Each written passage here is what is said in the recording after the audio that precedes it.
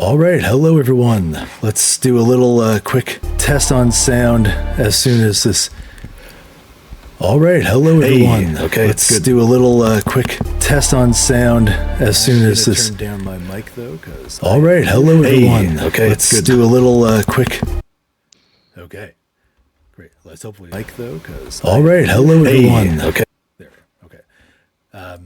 So, hello everyone, and welcome to the Onyx Path Twitch channel. My name is Simon, and tonight I am joined by these fine people next to me as we play through the jumpstart of Hunter the Vigil 2nd Edition, Killing Time. Killing Time is 9 p.m. Eastern on the OPP Twitch. If by chance you catch any sort of technical error or mix-up while we are playing the game or while I'm talking, please mention it in the chat. I won't know to fix it otherwise, because I've got the Twitch channel muted, because otherwise I get a weird double thing going on and I don't know how to deal with that. Okay. So my name is Simon, if I didn't already introduce myself. And joining me in no particular order are, to my left, Phil, do you want to introduce yourself and any pertinent information that you'd like our viewers to know? Sure. My name's Phil Keeling. I'm a writer and a part-time game designer, and this is my first game of Hunter the Vigil. So I would say be gentle, but no, none of us want that. So, yeah. That's not in the plan. No. No. Good. And then to my right on screen, Ray. Oh. Nope. Is Ray possibly frozen? I think unless he has just the steadiest stare in the world, I think Ray might be frozen. Oh, there it is. It decided to boot me as soon as he said that. Of course it did. You're still frozen on screen, but are you? Yeah, you are. You want to turn your camera on and off? There we go. There we go. Yay. Okay, welcome back. Do you want to introduce yourself and give any pertinent information you'd like the audience to know? I am Ray. It's not much. I've been playing with Simon for a long time, and I'm not really on social media, so it's not much else for me to add. Okay, great. So before they introduce who they're playing in tonight's session, I'll give a little bit of background on the scenario itself. They introduce so that their characters make sense in context. Now, just before we begin, I'll give a quick content warning as to what may or may not show up during the game. So it is a game of supernatural horror. There will also be blood, violence, possibly not excessive violence, some degree of body horror, and psychological scariness and trauma and so on that I think is kind of standard with a Hunter game. And well, so far, I think that's pretty well it. But if you're in the chat or to the two players and something pops up where you're like, hey, didn't know this was coming, not good with it, just throw me up a little X in the chat or hold up your hand or whatever, anything to get my attention. We will pause and sort that out. Okay, so this is the jumpstart for Hunter the Vigil 2nd Edition. So we are going to be using it exclusively, not actually picking up the core book, even though it is right here in my loving hands. It is a great game. You should pick it up. So hopefully we sell you on it, audience. Okay. So this scenario takes place in suburban Long Island. That's in New York. In the fictional town of Tudor Village. Most communities on Long Island are called villages, even if they might be more like a town. Now, Tudor Village is a commuter town in Suffolk County, which is about 2 hours from New York City by train. And people go in on the Long Island Railroad and out, coming back in the evening. Now, of course, being out in the middle of nowhere and isolated from the glorious metropolis that is New York City. Teenagers tend to get bored, and Tudor Plaza, that's the local mall, closed in 2012 permanently, which took away an after school activity somewhere where they could go and hang out when they got bored. The local teenagers would still hang out in the abandoned mall, but that has since sort of tapered off being a constant activity. It kind of, at that point, transitioned in sort of local lore into that creepy house at the end of the road, right? Everyone would dare you to go into the mall, and then, spook you on Halloween and things like that.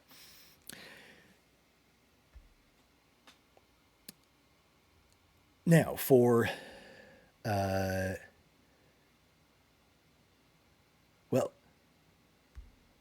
let's do the we'll do the intro, and then you can introduce your characters, because that'll help with some of the context, because in your backgrounds you had a little information and so on that would step in the way here. Okay. Although I did not do my vocal exercises. Come on, do some sirens, do some warm-ups. Yeah. Hey-o. Okay. There we go. Although it is a harsh, windy day, you have braved the cold to come to Tudor Village's town square for this press conference. Tudor Village is pretty at any time of year, but in winter, when the trees are stripped bare and there's little to block the bright sunlight from bouncing off all these white-painted storefronts, it becomes pretty in an almost dangerous way. There aren't many others in this crowd. Is it because of the wintry weather? Or is everyone growing bored of the missing girls? Now, recently, since November, a number of local girls from the high school have gone missing. It started 3 months ago with Alicia Lloredo, the cheer co-captain at Tudor Village High School. Then her co-captain disappeared 2 weeks later. And at this point in the story, 7 of them have gone missing. And this press conference is called in relation to this event. Now, why don't you each introduce your characters? Your characters do know each other. You picked them consciously for that reason. So let our audience know. Who are you playing? Ray, why don't you start? I am playing Kalpana Singe. She is a reporter for the local paper at the Tudor Village. She's, I believe, from Sacramento. And yes, she's here. I think she's relatively fresh out of college, and she's looking for the next big break. She has dreams of winning a Pulitzer, and she's short woman, in her early 20s, wears a ponytail, and she's a typical aggressive journalist. She's gotten her editor's bad side, chasing stories that editor doesn't want her to write. The perfect player character. Okay. And Phil. I'll be playing Jean King. Jean King is an indigenous woman from the Shinnecock Reservation. She is a coroner and actually got into that line of work when she was young. She two different girls, like 2 bodies, showed up, and one was white, the other one was indigenous, and the media frenzy that scrambled for the white girl really showed her that sometimes there's no justice even in death. So she's this stony-faced, kind of stoic coroner person. She's comfortable with death, and also has a reputation around town as being the kind of person who won't let up. She based on what got her into that business, if she sees something that strikes her as suspicious or something like that, she will kind of doggedly stick with it until she's satisfied, essentially. Another perfect PC protagonist. Stick with it no matter what. Okay. Yeah. So, presumably the two of you are together. If at any point you notice each other, there is a good chance that you may have sidled up, like, all right, what are we going to see here? And as everybody, there's a murmur from the audience, there's chatter going on back and forth, a sort of a dull din of noise. And then a teenage girl with dark brown skin and short curly hair stands at the podium. She's shivering in her puffy black coat. Her face is bare of any makeup, and even from a distance, it's clear that she's been crying. Her eyes are swollen and her lips are bitten to shreds. She looks over at who you presume is her mother with a nervous expression, and then speaks into the microphone, her voice shaking as she sort of bounces up and down on her heels with nervous energy. My name is Maya Miller. I was on the cheer squad with everyone. I didn't want to talk about this before because I didn't want to believe it had anything to do with what happened, but now I think it does. As she looks around again, swallows. I went to a Halloween party with Alicia, Kat, Mina, Simone, Maria, Wendy, and Lauren. We were just messing around with everyone else there, hanging out and having a good time, and then Alicia suggested that we go to Tudor Plaza. It was the first time I went, but she said that the seniors go all the time. A bunch of people drove over, and when we got there, we went into one of the stores, and Alicia said we should play Bloody Mary.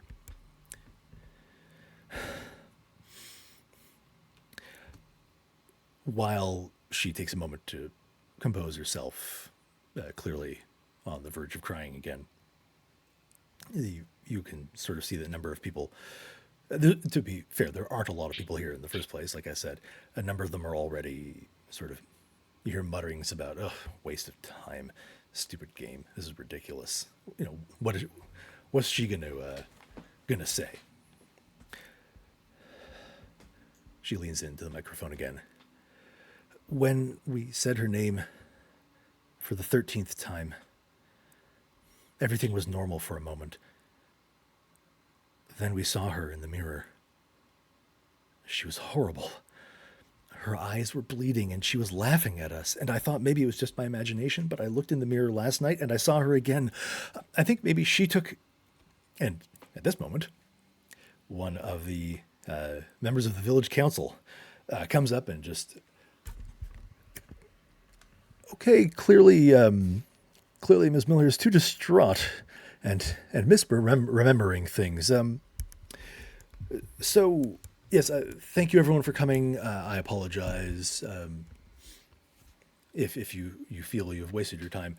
But thank you for attending anyway. Good day to everyone. And he turns the microphone off and sort of ushers her off stage. All right, what do you do? Bloody Mary. Did she say Bloody Mary? I got that, right? Yeah, she's a Bloody Mary. Okay.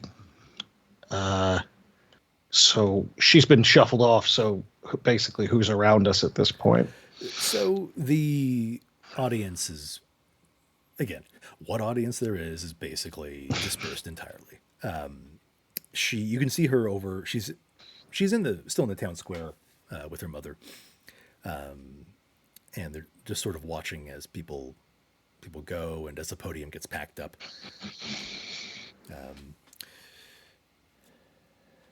She's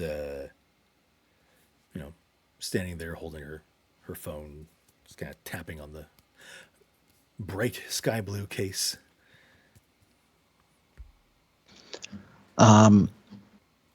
Is there any chance, because I'm a local, is there any chance that she knows me or I've met her for any reason? I guess that'd be up to you. I'd love to say yes, but that's a stretch, isn't it? Corner, you work at night. Yeah. Yeah, possibly won't. I mean, you probably don't just work at night. People die all the time. Right.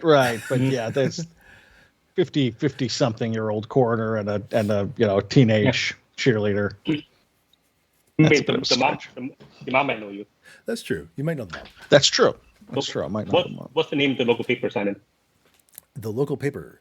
I think it might say in your character. Does not say in my sheet. I was looking for it. What? It doesn't. Okay.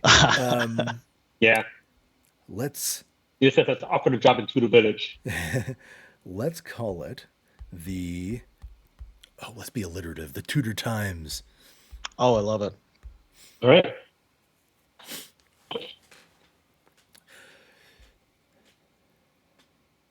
All right. I guess we should approach. I mean, it's Yeah. really our only lead. Mm-hmm. All right. Well, so they both turn to look at you as you walk up. She's still tapping away on her phone. We just have a few questions. We're not going to belabor this. You're going through a lot, obviously. We don't want to harass you here, but we think we can help if we learn a little bit more about this whole situation. Could you handle that? You're not here to make fun of me. No. We just want to know the truth. Oh, okay. Yeah, I'll talk. Yeah. What do you want to know? So when you say Bloody Mary, how many of you were doing this? Okay. 1, 2, 3, 4, 5, 6, 8 of us. 8 of you. And not to be blunt, but how many of you are there others who are still around, who are here, that might be able to correlate this whole thing? Or Well, you do know that 7 of them are missing. that's what I thought. I thought, yeah. All right, nix that. Well, Is there actually, anybody else? Sorry, is there anybody else who could be involved with this? Yeah. Now that you mention it, while we were there, Lauren, she was talking to her friend Alyssa, Alyssa Siegel, on the phone while we were doing the ritual. I just remember it because I found it really annoying because she was talking right in my ear. You remember what they were talking about?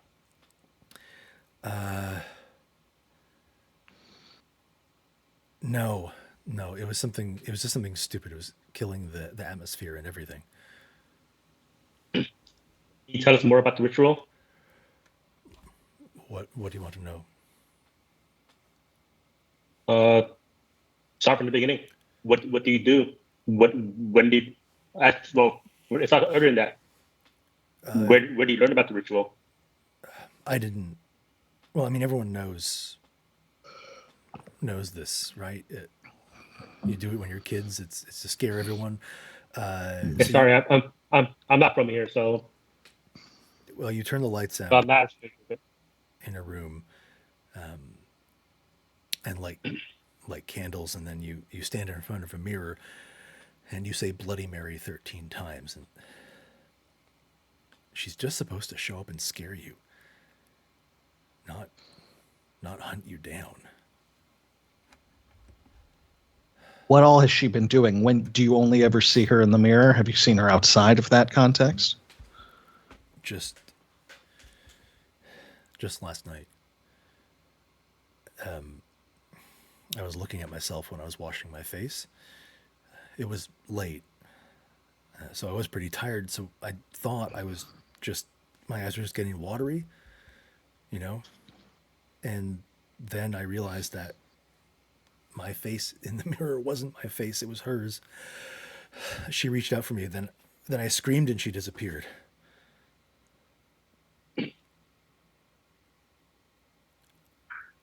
Can I get a read on both her emotional state and her mom's? Sure. Surface level, her mom is concerned.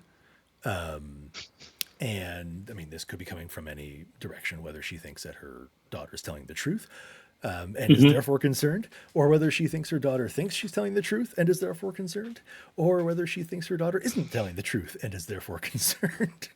But there's a whole lot of concern radiating off of her.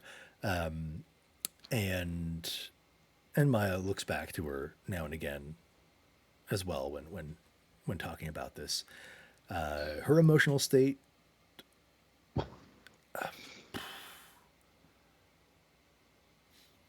like, I don't want to say full on traumatized, like, but she definitely has that, she's just gone through something and is really trying to cope with it, like kind of on the border of either a meltdown or catatonic, or it would not take much to push her. She's delicate. Yeah. You mentioned this Alyssa Siegel person. Yeah. Have you spoken to her or seen her or heard from her since you guys started this? I mean, I haven't really talked with her outside of school or about this. When was the last time you saw her? Oh, at school the other day, just in the hall. Okay. I can, if you want to. She could corroborate this. I can give you her contact information. Yeah, I think that would be very helpful. Yeah. So she. How do phones work these days? Can she just like hold it up and send the contact? I guess she can text us or something. Yeah. I say she writes it down on a piece of paper. The card would probably be the best way. Right. Like, oh yeah, that'll do. I'm like, kids these days, do they still do that? Oh, I'm old.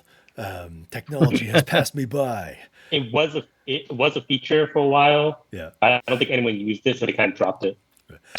Used to be. I think it does still exist on some phones, but it's not something standard. Fair enough. So she'll write the phone number on the back of one of your business cards. Cool. All right. And are we picking up anything about whether or not she's just? I mean, she clearly believes this one way or the other. 100%.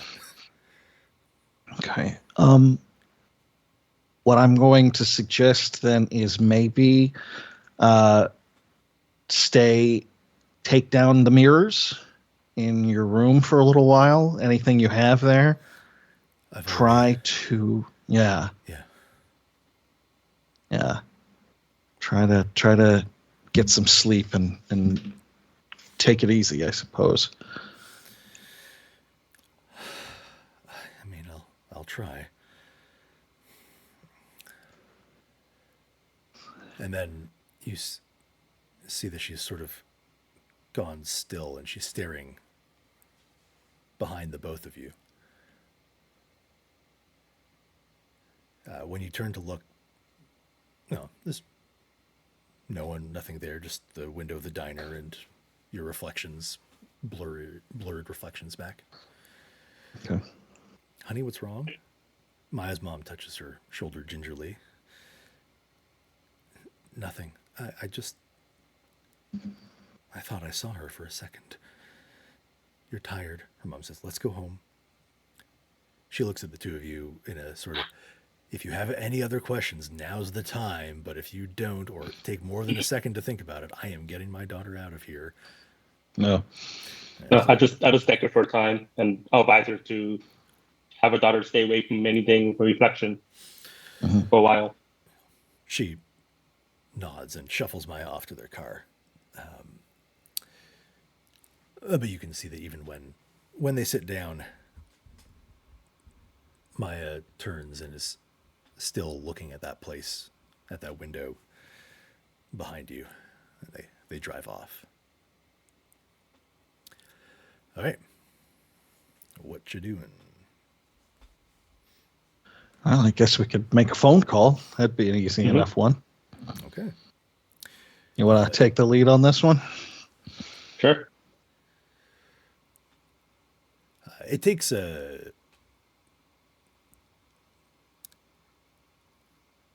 two rings, or two attempts, and then a quick text message before you get a call back. Who is this? Hi, my name is, what's my first name again? Kalpana.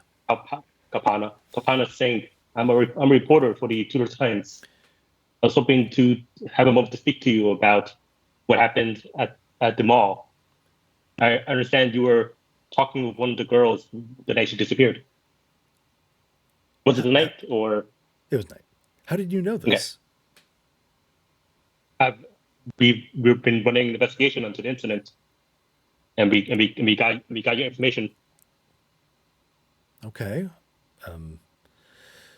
Well, what do you want to know? Whatever you remember from that night. I don't know. I wasn't with them. Lauren called me, said that they'd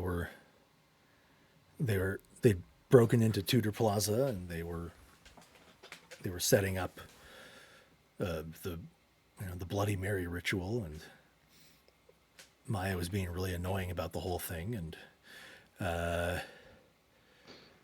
yeah.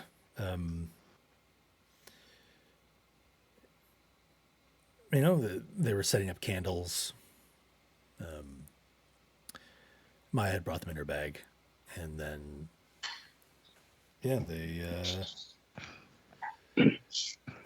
we had to cut it short because she yelled at us to get off the phone. This is serious stuff, and yeah. So Maya brought the candles. So was she planning for this ritual along? Yeah, Lauren said it was her idea. Oh, that's interesting. Do you know? Have you ever done the Bloody Mary ritual? Have you ever taken part in anything like that? No, I'm not a weirdo. Okay.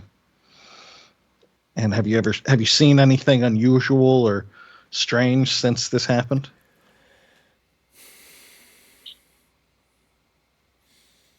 No. Presumably, you've introduced yourself on the phone. Yeah. Hi. This is another person. I'm probably on speaker. Yeah. Yeah, probably on speaker. Mm-hmm. What about Tudor Plaza? Do you go to Tudor Plaza a lot? I've been there. Everyone's been there at some point or another.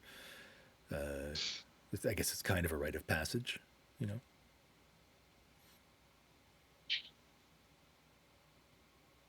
All signs are pointing towards that area.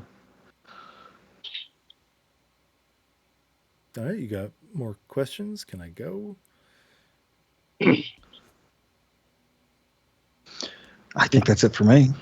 I think that's it for us for now. We'll contact you again if you have any more. Okay. Thank you for your time. Yeah, you're welcome. She hangs up. Okay. How much would either of us know, I guess, about Bloody Mary in this universe? You know what I mean? As opposed to... I would say that unless there's anything on your character sheet. I have no occult. So... No occult. I have 2 occult. Okay. Well, that's okay. I'm going to say no occult means that you know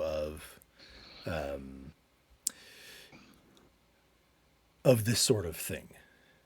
Like you may have seen a movie about it once, or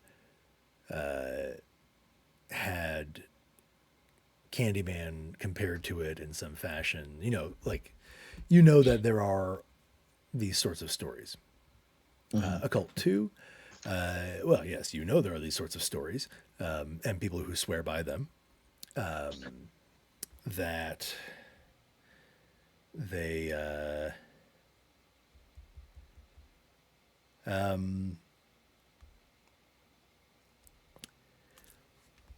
often involve the antagonist is often someone who's been wronged in some fashion, be it fatal or otherwise. But ultimately, this is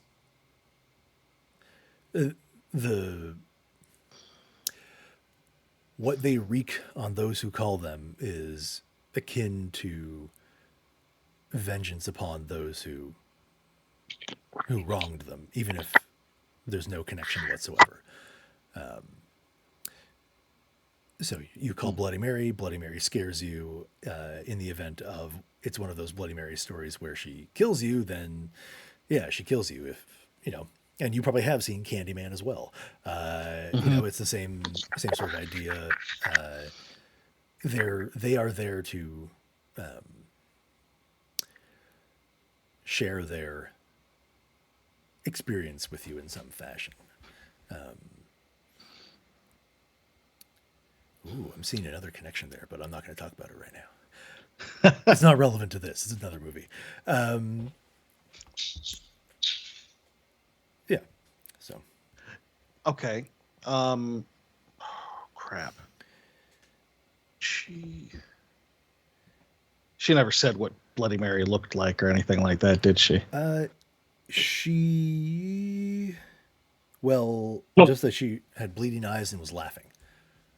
Bloody Mary was okay. All right.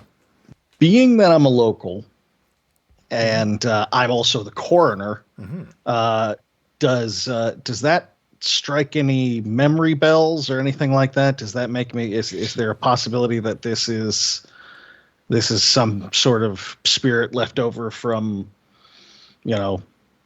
someone who died in the past? Can I connect that in any way?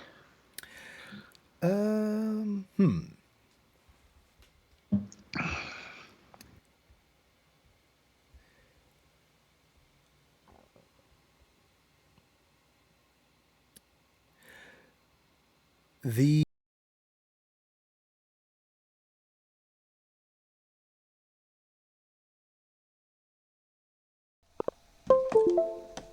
I am having minor technical hiccups. I'm having some minor technical hiccups.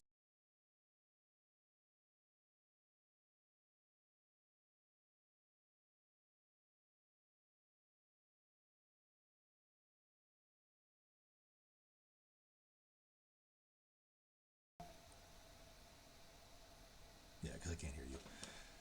Mother of. Okay.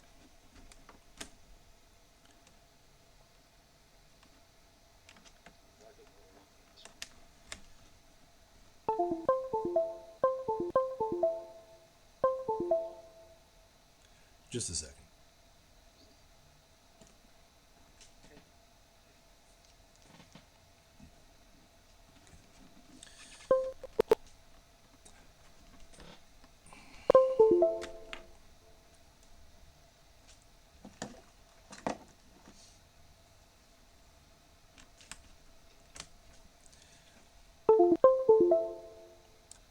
Can you hear me now? Okay. So, yeah, I'm just having some. I think they're driver. You are getting some USB echo though. sniffles. Yeah, I think it's for me because I had to. My headphones were acting up. Oh, okay. So yeah, so it's some USB thing. My all that stuff is connected into my computer and it's kind of connecting and disconnecting.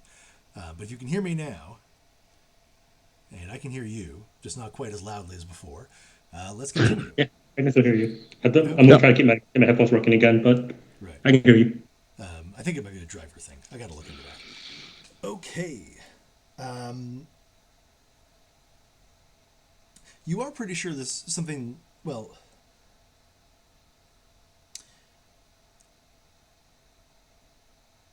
not. What's that? No. Okay. So No. this is not actually now that you've had some time to think about it over over the course of this and becoming interested in the investigation, but for you as a player character, And knowing some more of the connections here to Tudor Plaza, which you've mentioned already, it's not the first time that a group of teenagers has disappeared one by one from Tudor Village. The last time was in the 90s, when the entire cheerleading squad disappeared on prom night. They'd all been at a department store in Tudor Plaza getting their makeup done professionally, but then no one saw them. They never arrived at the prom itself. And this is before the mall was abandoned, I guess. Yeah. Oh,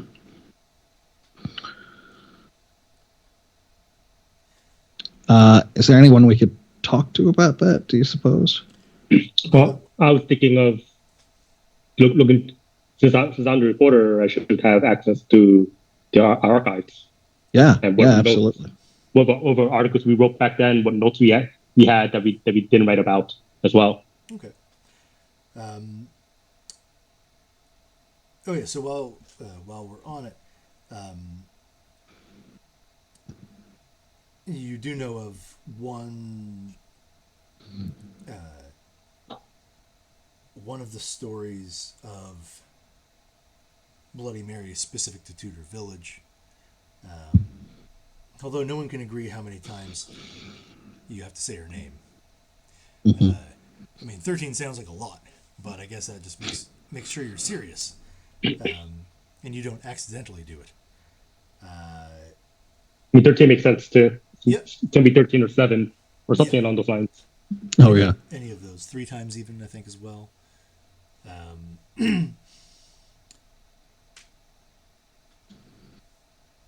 So there are a couple of sort of origin stories for it.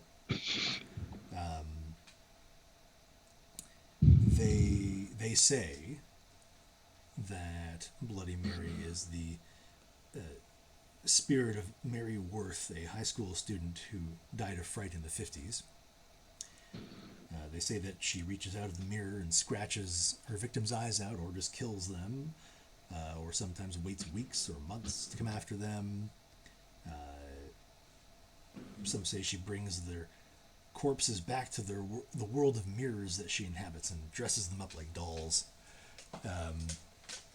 It's pretty imaginative, and grim, the stories that you get out of the town regarding that.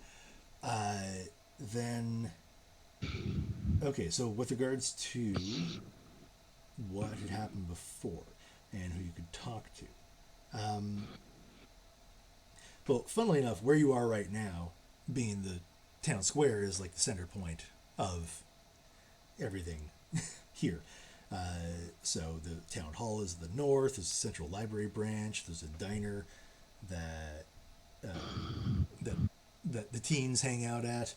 The police precinct, the local historical society. There's a law office. Nearby, though it's not directly here, you have the high school, a medical facility, and even a TV station. And there are all sorts of people there. A specific person about this. I think unfortunately most of the people who could provide more insight into this are missing or terrified and has already told you what she knows. But you might be able to get some details out of it. I mean, just the people you would usually think to talk to in this sort of situation: teachers, priests, parents, I guess. But you can also go into the. I guess I don't know who would have more access to the police files, but possibly the coroner. That's true. Closer to it. Yeah. And you could get more on the investigations when they disappeared. Yeah, you probably have good access to that as a coroner, because you need to verify your own stuff anyway. Yeah. And I'll have access to the stuff that the journalist at the time. I could talk to my editor, see if he knows anything. Okay. So about the previous ones. And for the sake of it, we will definitely say that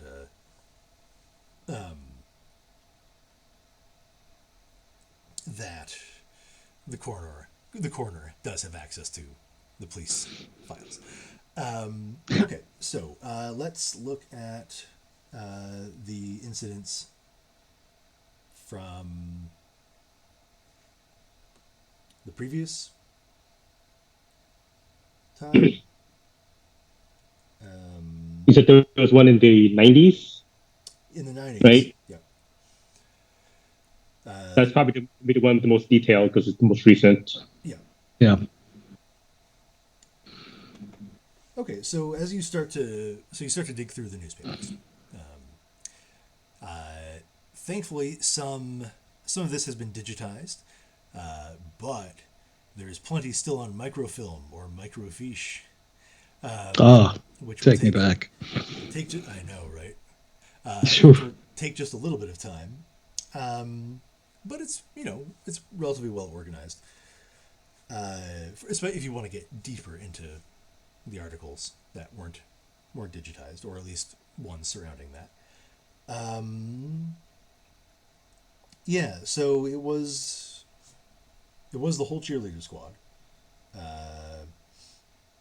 It was about, I'm gonna say 8 people.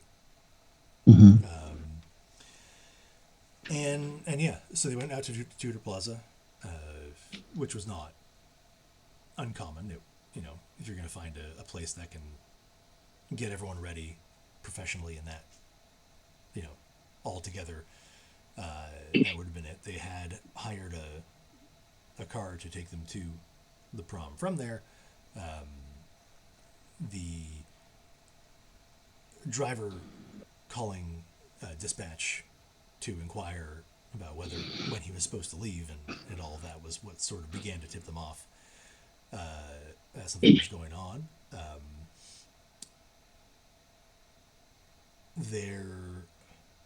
The police asked around the mall at the time. The salon workers had finished with them. They'd all gotten dressed and were kind of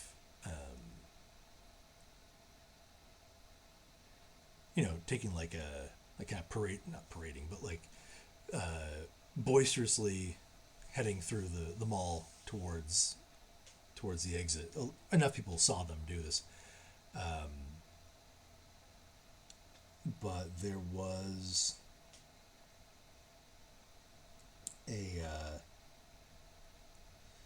a certain point where they just vanished. No one saw them reach the exit. No one saw them after the second floor. They were just gone, They just disappeared inside of the mall. seemingly.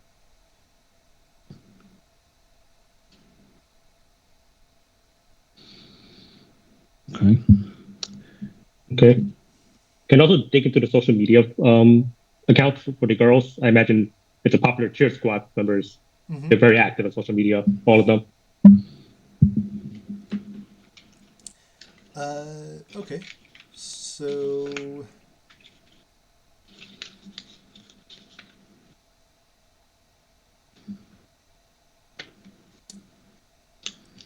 they, they're popular enough squad. They, they're not like renowned. They're not necessarily going to any national competition kind of things, but they, they're well liked. Nobody's particularly. None of their social media before the disappearances begin is especially unusual. Nothing. Okay. I mean, standing out. Yeah. Okay. Yeah, I was gonna ask if they liked any posts related to occult stuff, witchy stuff, Bloody Mary, any of that stuff. Well, so it's not what they themselves have liked or followed or things like that, but searching for keywords and hashtags and things like that does come across discussion about them. You do notice that their individual accounts start to trail off and they post less frequently after the first disappearance, but then that may not be a huge surprise. But so what people say about them, though, does suggest an interest in the occult. Alicia Ureta is their coven leader, apparently. That they're really big into witchcraft and the occult, and I mean, I guess Gene would have a better sense of this having some points in occult, but being a reporter, you would also know about this. This is like half satanic panic, half potentially legitimate occult, like wicked type stuff. scholasticism. Yeah.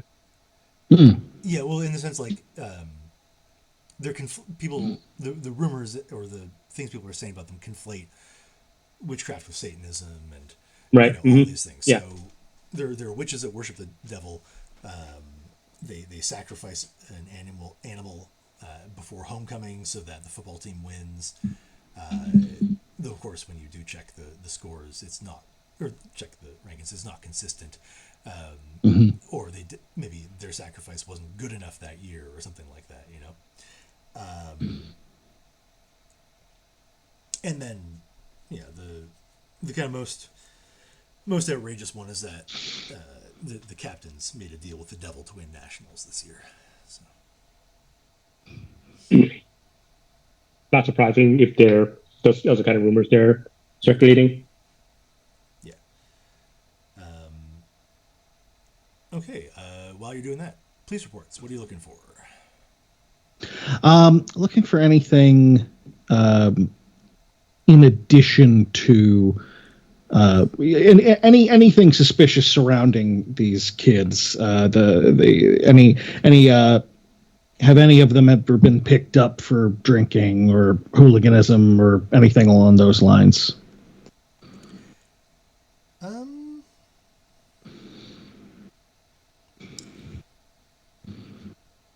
They have pretty clean records.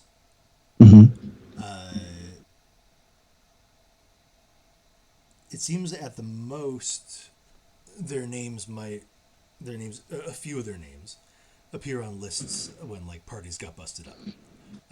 Okay. And it wasn't even their party. They weren't the instigators. It was just, the cops showed up and they happened to be in the unlucky group that was caught inside the house, and so all their names were taken and parents were informed. Pretty standard kid stuff. Standard kid stuff. Yeah.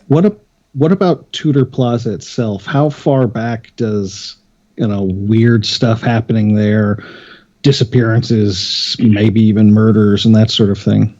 What was it? Blood on tribal land, that kind of thing. Right. Yeah, sure. No, it was not built on tribal land, nor real bones used in the making of it. Yeah. It's a Poltergeist reference for anyone watching. You kids, go out there and rent Poltergeist. Oh wait, they don't even rent it. Stream it on Shudder. Stream it. Yeah. You could probably rent it on like Amazon Prime or something. That's true. Probably. Not that we're we are not promoting any of these specific services. Just mentioning that they exist. And the movie's fantastic. You should absolutely watch it. There you go. And with great background. I say great. No, really horrible stuff happened to a lot of people involved in it. It's not great. It's tragic and awful. So, if that interests you, true crime podcast people, then you can look at that. Okay, but on to our subject at hand. So Tudor Plaza was actually built on the ground of an old, when you look back far enough, it was an old church. For Pete's sake. This was in the 1950s. It burned down And Skype booted me again. What's that? That's fun. It's just Skype booted me again. Oh yeah, right. You are frozen, but I presume you'll return. I assume when it catches up to the fact that I got booted. Got it. Okay. Yeah. Okay. So attached to that is an odd bit that some trick-or-treaters vanished in the 50s, but then reappeared 3 weeks later with no memory of where they'd been. They just remembered sneaking into that church, the shell of the church. It was in ruins at that point. Right. And then, yeah, I mean, it's in existence by the 80s. I mean, pretty popular then. But as to more people directly vanishing like that, or murders occurring on the site, Mm-hmm. there aren't any. This might be an absolute long shot, but the 3 trick-or-treaters that disappeared, are they still with us? Are they still around? It was the 50s. It wasn't that long ago. 70 years ago now? 74? Yeah. So they'd be older, but yeah, you could look or, into or did they all suffer some sort of horrible fate? you can look into them. And then here's something interesting. While you start looking into whether they're still around,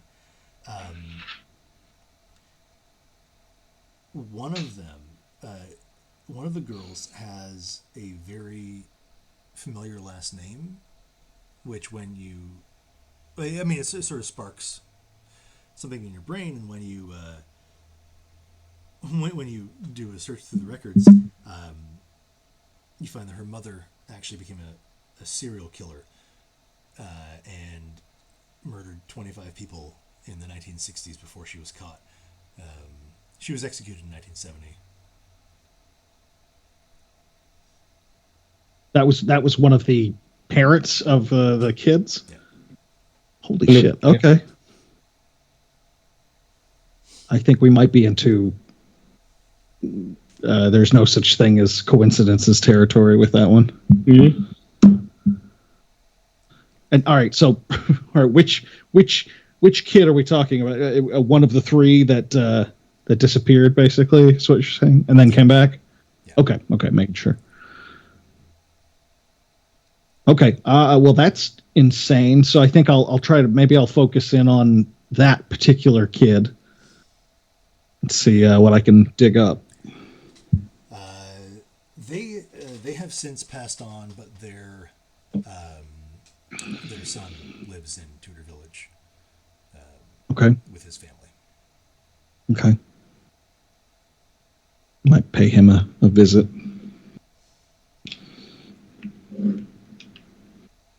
I mean, this is all pointing towards the mall, really. Mm-hmm. So I guess we can visit, like, Flamethrowers R Us and do a quick withdrawal in my account. And where's my expense account? Yeah, exactly. Someone's paying for this, right? I already went through my fires the only solution phase not too long ago. Okay. Yeah. So what are you looking at doing next? I think for me personally, I think it would be a good idea to go ahead and look up this person. Yeah. Okay.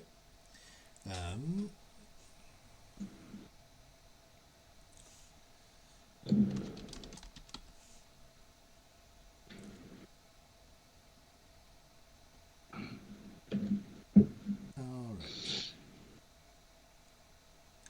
right. Benjamin Mason. Benjamin Neeson? Mason. Benjamin Mason. All right. And this is the child of the grandchild of the serial murder, but the child of the disappearance, the grand disappearing trick or treater. Yep. Does he live around here still? Yeah. Okay. Let's go pay him a visit. Let's go take a look. Okay. So it's it's about midday. Did I say midday? Hold on. I think we did set a time. We didn't. So. Well, my character has good time management, so take that into account. So by this time it's midday. Okay. And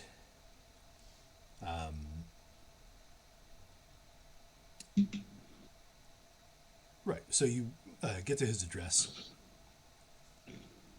knock on the door, and a woman answers, middle-aged, graying hair, but not gray, kind of wavy. Pretty plainly dressed,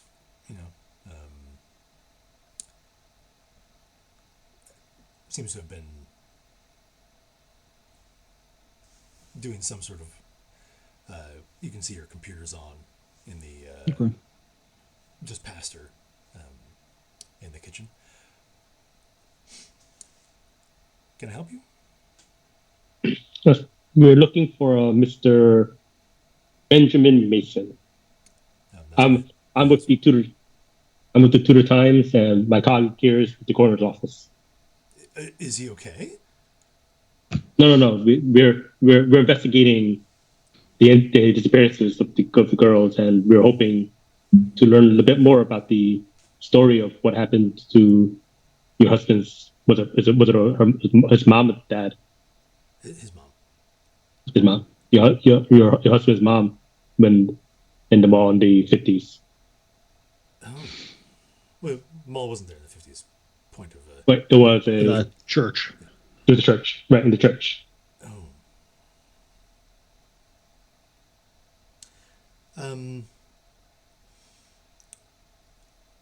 He's at work, and I'm actually at work right now too, but she never talked about it much. She always said she didn't remember what had happened.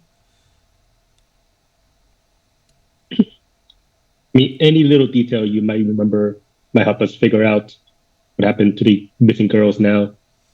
And any little tidbit that you remember from what they said, what she may have said in the past. Oh.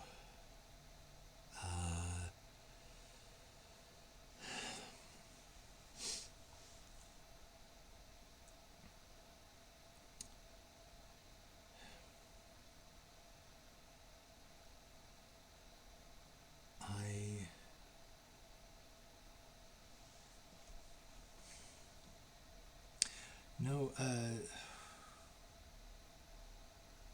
the way the story was told to me was always that she and her friends went trick-or-treating that night. One of them suggested on a dare that they sneak into the church.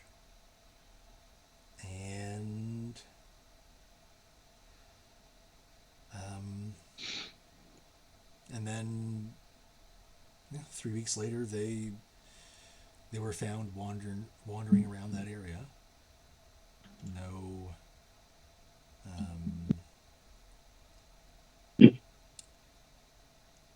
no memory of what had happened. They weren't harmed.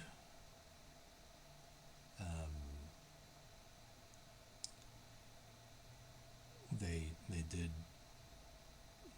they were a little malnourished, but it's not like they were starving or anything. And this is 3 weeks later? 3 weeks later, that's what they always said.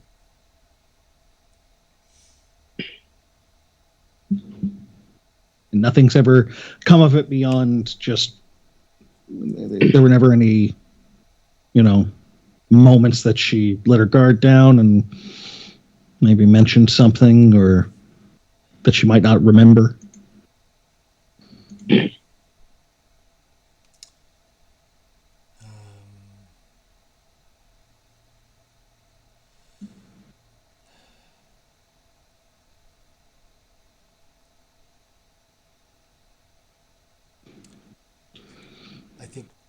I think Ben would know better than I would on that. We weren't. This might. Go ahead first. She never opened up to me like that. This might sound like an odd question, but while she was around, what was the situation with mirrors in the house? Did she avoid them? Were there none in the house? Mirrors.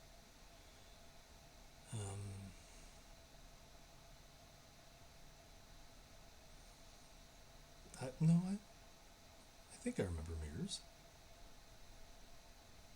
I don't remember not seeing mirrors. Mm-hmm.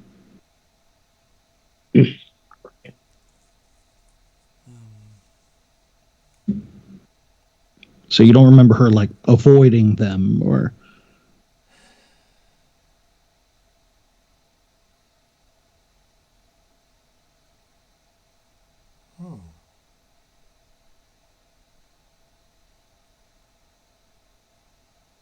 She never.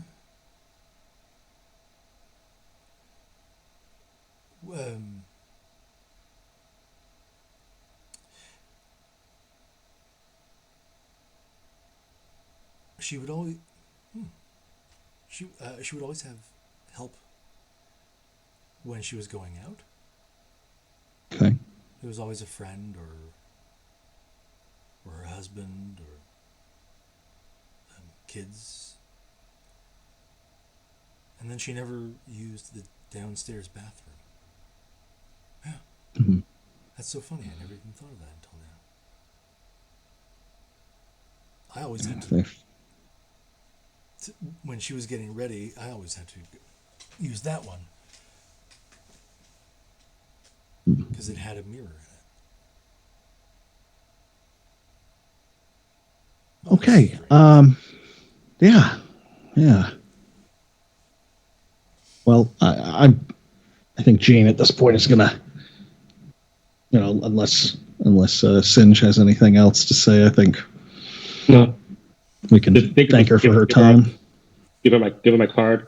Yeah. If she remembers anything else, have a day. Sure. Yeah, if I remember anything, I'll tell you. I'll ask Ben, too, if he can add anything when he gets home. Huh. So strange. Yeah. Okay.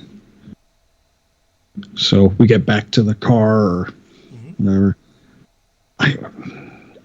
I feel like we're going to have to, as much as I hate even thinking about it, we're going to have to nose around that mall, aren't we? Sounds that way. Okay. Best to get it over with, I suppose. Do you think we need to break something to protect us? Crosses, holy water, or something? Yeah, that's a really good question. I don't know. I don't know how this works. I'm not often chasing after old-fashioned urban legends, so I don't know.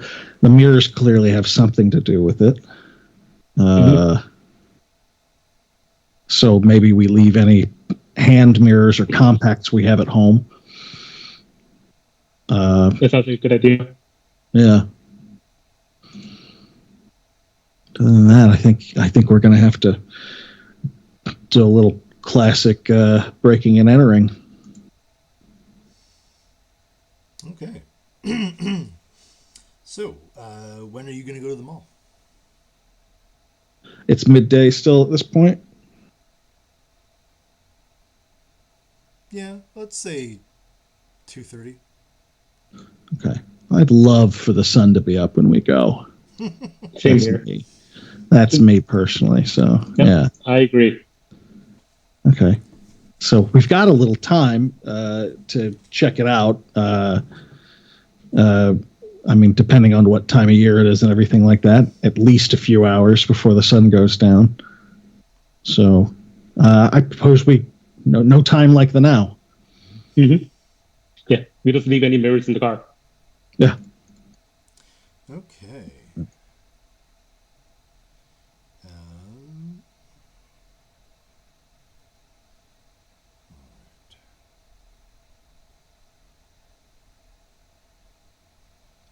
And then drive out? Mm-hmm. Okay. Yeah. Yeah, let's do it. So, you drive out to Tudor Plaza. You've seen pictures of it in the past. It was its facade was designed to look like a Tudor style house. They were really leaning into that when they designed it, but it did kind of like make the mall look like it was a bunch of shop fronts in an amusement park. You know how they're all kind of crammed together and sometimes designed in that sort of fashion. It had upwards of 40 stores, department stores, clothing retailers, electronics, fast food restaurants. And of course, when you get out there, the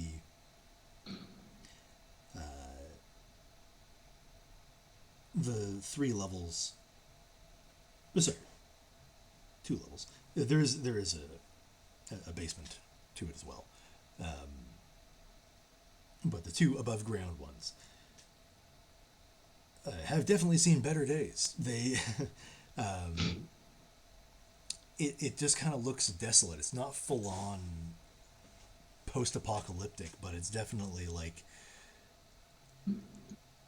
first year of the zombie movie kind of thing. Right. So, Right. Signs are broken,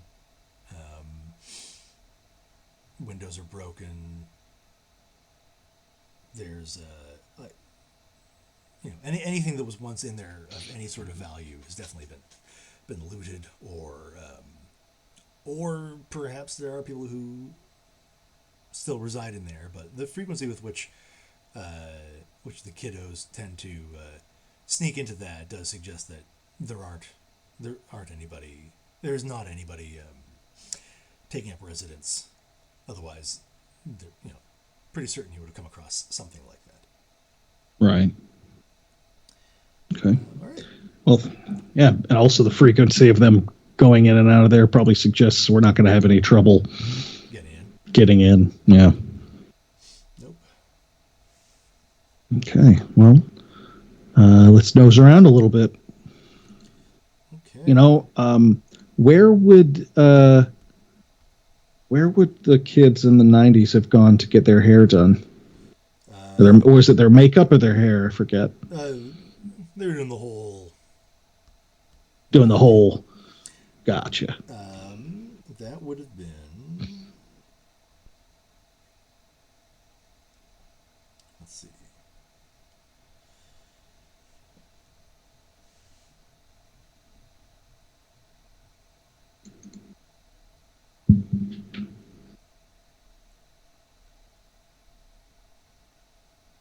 They would have done it on the second floor. Okay. Back over the floor plans. There was a salon up there. And then they went. Yeah, they were seen sort of doing a circuit through the mall before they vanished sometime before reaching the first floor. Okay. You want to head to the salon? Okay. Yeah. So when you get out of the car, beyond the broken doors, you notice the broken windows. You notice that the doors of the mall are all open. Like unlocked open or like wide open? Wide open. Sweet. when you step inside, the air's chilly and stale, and you can smell a disgusting combination of years-old grease, cigarette smoke, musty clothing. There are puddles of fetid water that you pass as you walk through. It is winter, so a recent snowstorm definitely deposited there. And then, just to sort of add to the ambiance as you're walking towards the escalator, the wind picks up and you hear it whistling through the various store windows. But though it should feel empty and abandoned, you have a sense something's watching you as you pick your way through the mall. But the only thing you see are mannequins. Mannequins. Okay. Are they? Is it just regular store mannequins? Like. Yeah. Okay.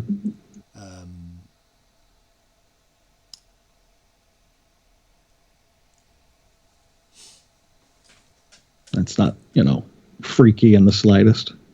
No. Oh. Just mannequins. Cool. And Sick. As you're walking towards the escalator, you see a pair of sneakers. Athletic Sneakers. on the ground, relatively new looking. There's something green on them as well, on one side. Pick them up. Let's get a closer look. The name Lauren Corella is written in green marker. And yes, that is the name of one of the missing girls. Okay. She's the one that called, right? Yes. She's the one that called Elisa. Yeah. Okay. Is it? This is going to be a random question, but are the shoes warm? Were they recently taken off, or? Oh, no, that's a very good question. No, they're cold. Okay. Though to be fair, there's not much in the way of insulation or heat protection in here, so any wind coming through would gradually, you're pretty sure it'd chill it much quicker than if. Right. Anything inside the shoes? Hopefully not a foot. Okay, good. No. Okay. Just keep on. I think just kind of continue through until we see something that sends the hair up our necks, I guess. Like the mannequin that's wearing a Tudor Village High School cheer uniform? That's a great. You know what? It's funny you say that. I was just going to ask, is there a mannequin there that is wearing a Tudor High cheerleading outfit? So I'm so glad you brought that up. Right? It's made to be. It's torn, it's grass stained, but it is distinctly a uniform from this year that you can see based on what you had seen in your research. It's a current uniform. Well, are all the mannequins uniform in size, or are they different sizes? Oh. They are. I mean,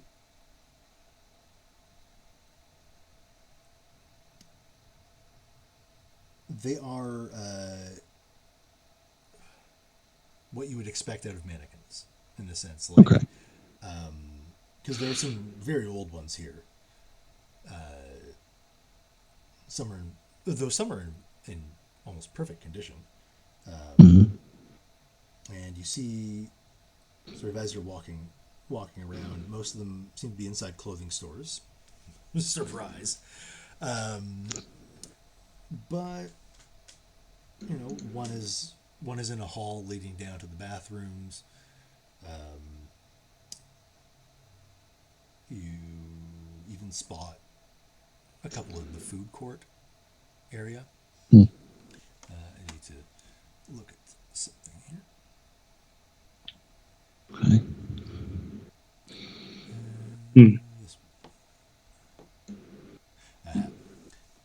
This might be a weird question, but mhm. can I use aura reading on the mannequins? You can if you want. Hmm. Well, I mean, I'll try. I mean, does it show anything? I guess that's the main thing. They radiate fear, The mannequins radiate fear. and you get the sense that it's a conscious, active fear. Definitely share that. I keep that Yeah. from my companion. I mean, definitely I can't because I would have. I didn't want to scare you, but But you know that whole thing about humans feeling fear? I'm getting that from these mannequins. Awesome. Yes. Okay. Is there anything just to look at them that would set the ones that are outside of the storefronts apart from the ones that are in?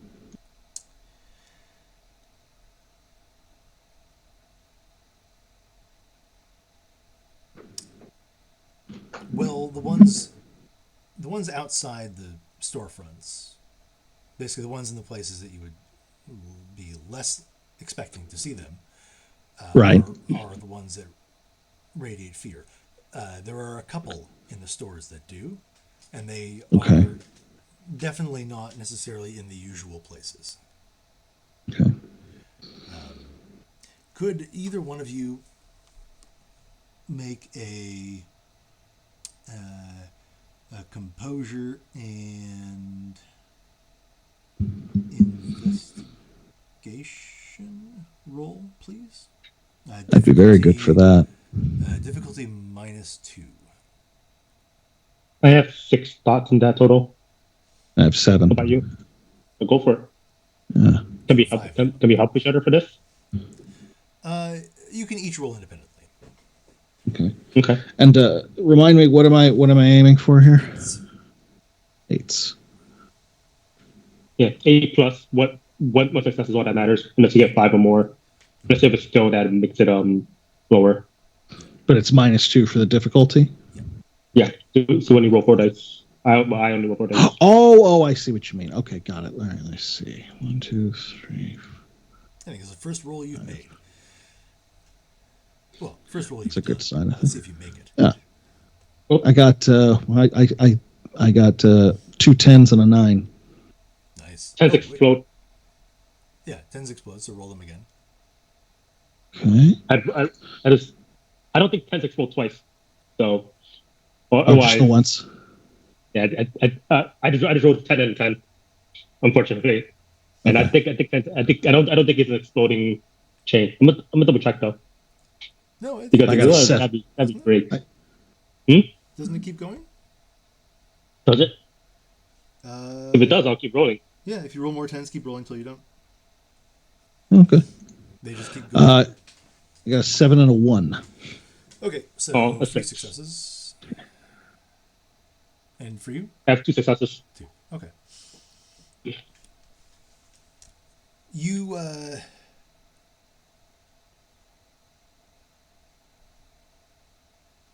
you're pretty sure that the storefront, well, the store that you're in right now, looking at these mannequins,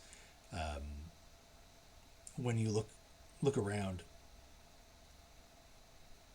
well, didn't you see this when you came in, but you don't remember turning around?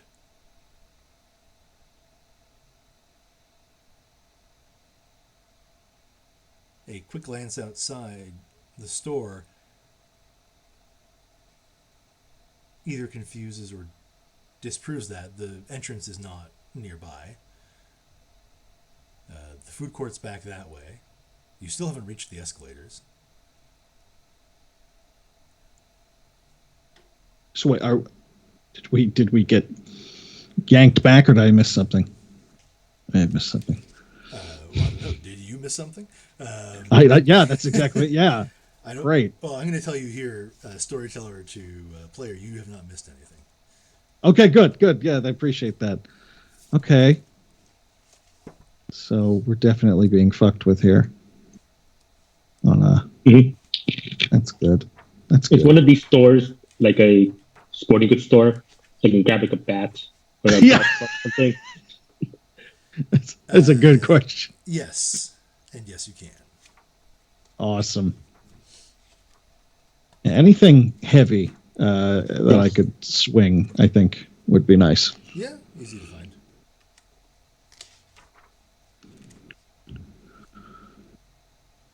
All right.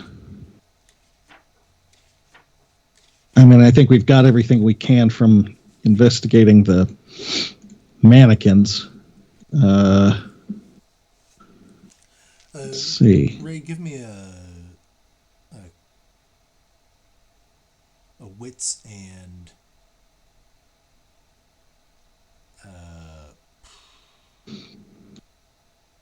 wits and investigation roll. Okay. Any penalties? -1.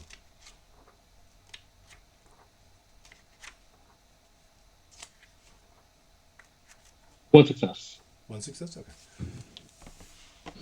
I rolled a roll 2 ones. Thankfully, that doesn't matter. The read you got off the mannequins, the sphere, the sort of active, conscious nature of it. I mean, it seems ridiculous, but to you, it almost suggests they're alive.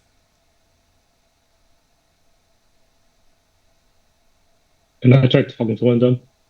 I just try to comfort them. So I say, we can try to get you out of this. We're gonna try to fix you.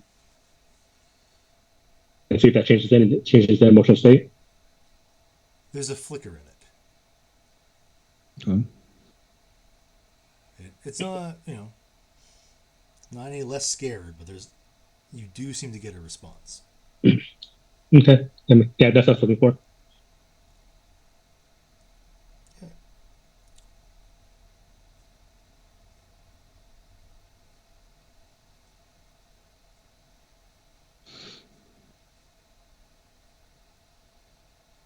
Okay, so what are you doing? I'm going to try to head up to the second floor. Okay.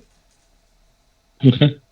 That's where, yeah, you were talking about that earlier. Could you please make a wits and composure roll? But there's a penalty of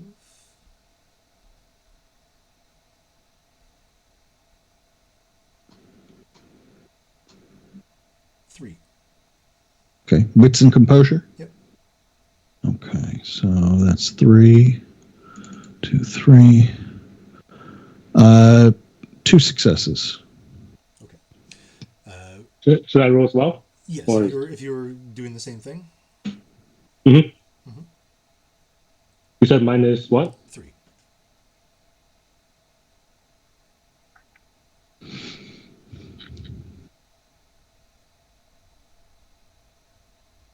Ooh, one success. Okay. Okay. Yeah. So you find your way to the escalator. It is in some degree of disrepair, but you make your way to the top, and sort of stumble your way up there. At the top of the escalator, right before you would sort of step away from the rails, there is a phone in a very distinctive bright blue case lying on the ground. Awesome. Oh, great. That was the phone that, what was her name in the beginning? Maya. That's Maya's phone, isn't it? Mm-hmm. All right. I'm going to pick that up and have a look, see. Forgive me, Maya. I don't mean to be like a overprotective parent, but I see if there's like an alert on it or any texts or anything that I could see. So it's still on. Mm-hmm. The screen is spiderweb with cracks, but when you tap it, it does show a number of alerts, missed calls from mom. the lock screen background is a selfie of her and her mother. Oh, I'm a call her mom. yeah, My phone. good idea.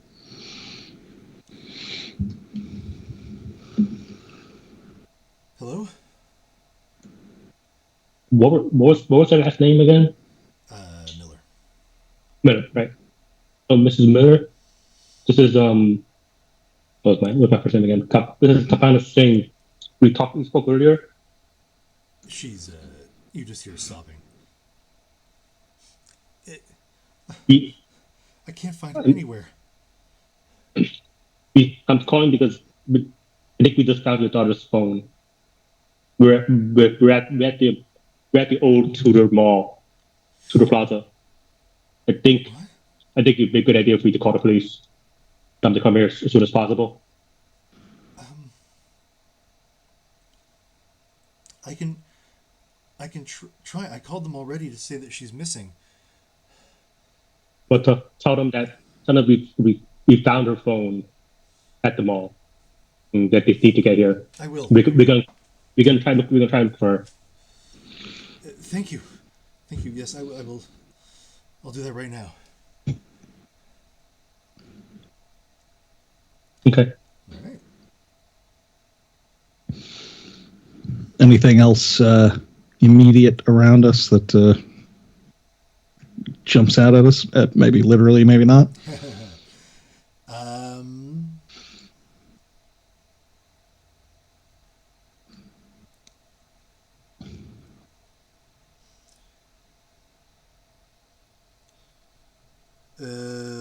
There's a Sears. You haven't seen that in a while. Oh, that is weird. Well, I mean, all things considered, it's not so weird. Yeah. I'd love to think that that's what really throws us off. Looking around. A Jeez, blockbuster. Cosmic horror. Just no. Sears.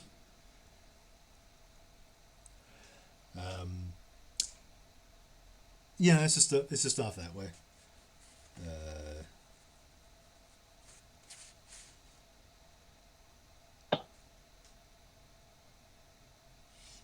Actually, I do recall one of those mannequins was carrying a Sears bag. Good. Okay, let's head into the Sears. Okay. That isn't weird enough. Well, and since we're already heading in there, Huh. this was roughly that spot where those in the 90s where they were last the cheer team was last seen. Okay. Being as it's at the top of the escalator. Well, it's not at the top of the escalator, but it's like it was in this area here. Okay. So you step in, and you know any of the clothes, any of the items that would have been sort of showcased right at the front here are definitely worse for the wear. So it's rotted or moth-eaten. Considering the windows on this level are also not necessarily open, or sorry, not necessarily closed. They've grown damp, moldy. It's just a very kind of gross place to step into. And then, sort of the further you walk, you sort of see that past the entrance, it's no longer. Well, if this was what the original layout was like, then a hunter cell should have definitely started looking into it in the first place. It is as if the walls have been dragged around, and oh, hello, they're covered in mirrors. Oh, good. But it's just, but by dragged around, it's almost as if it's like a maze, the way it's been set up. it's not clear what. So we're in some kind of funhouse type of thing. Yeah, yeah. Only like much more terrifying due to the environment. And even at the entrance, there were a couple of mannequins here and there. You see rats scurrying about, bumping into the mirrors.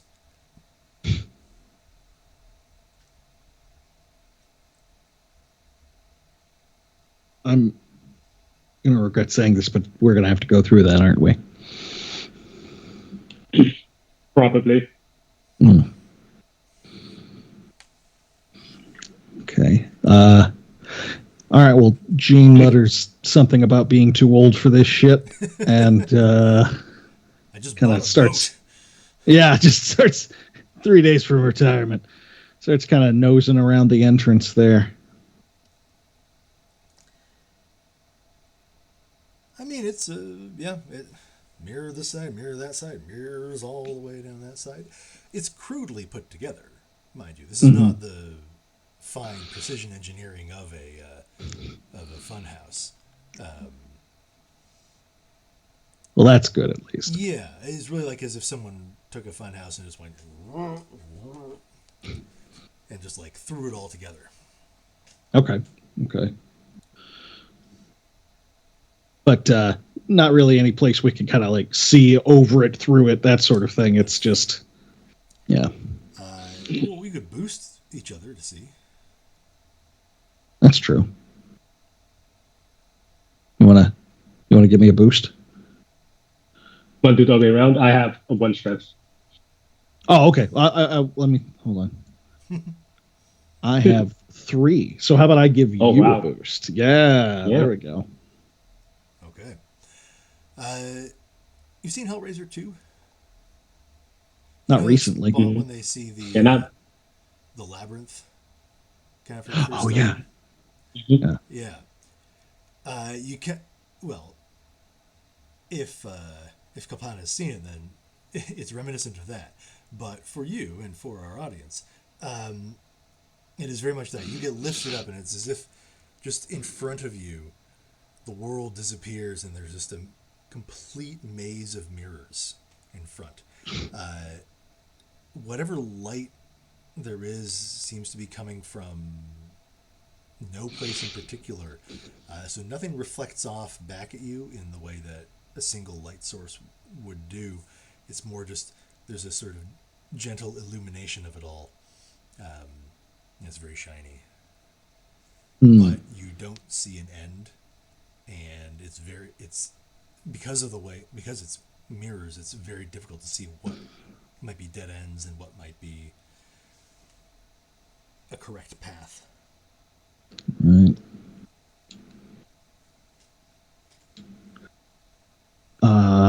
Should we start smashing, or are we gonna actually try and move through this thing? That's exactly what I was trying to debate too. Yeah.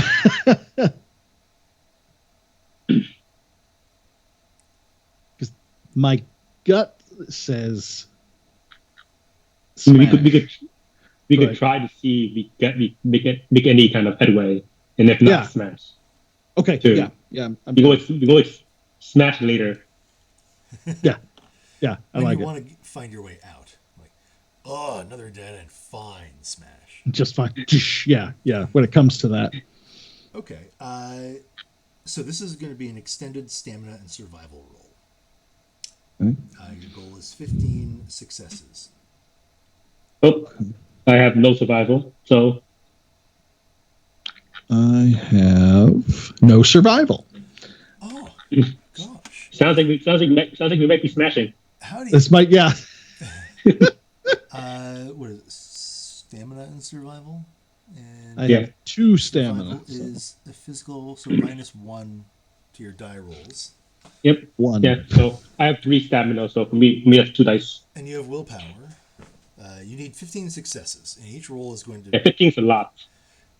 Yes, it is. Each roll is going to represent 10 minutes. Okay.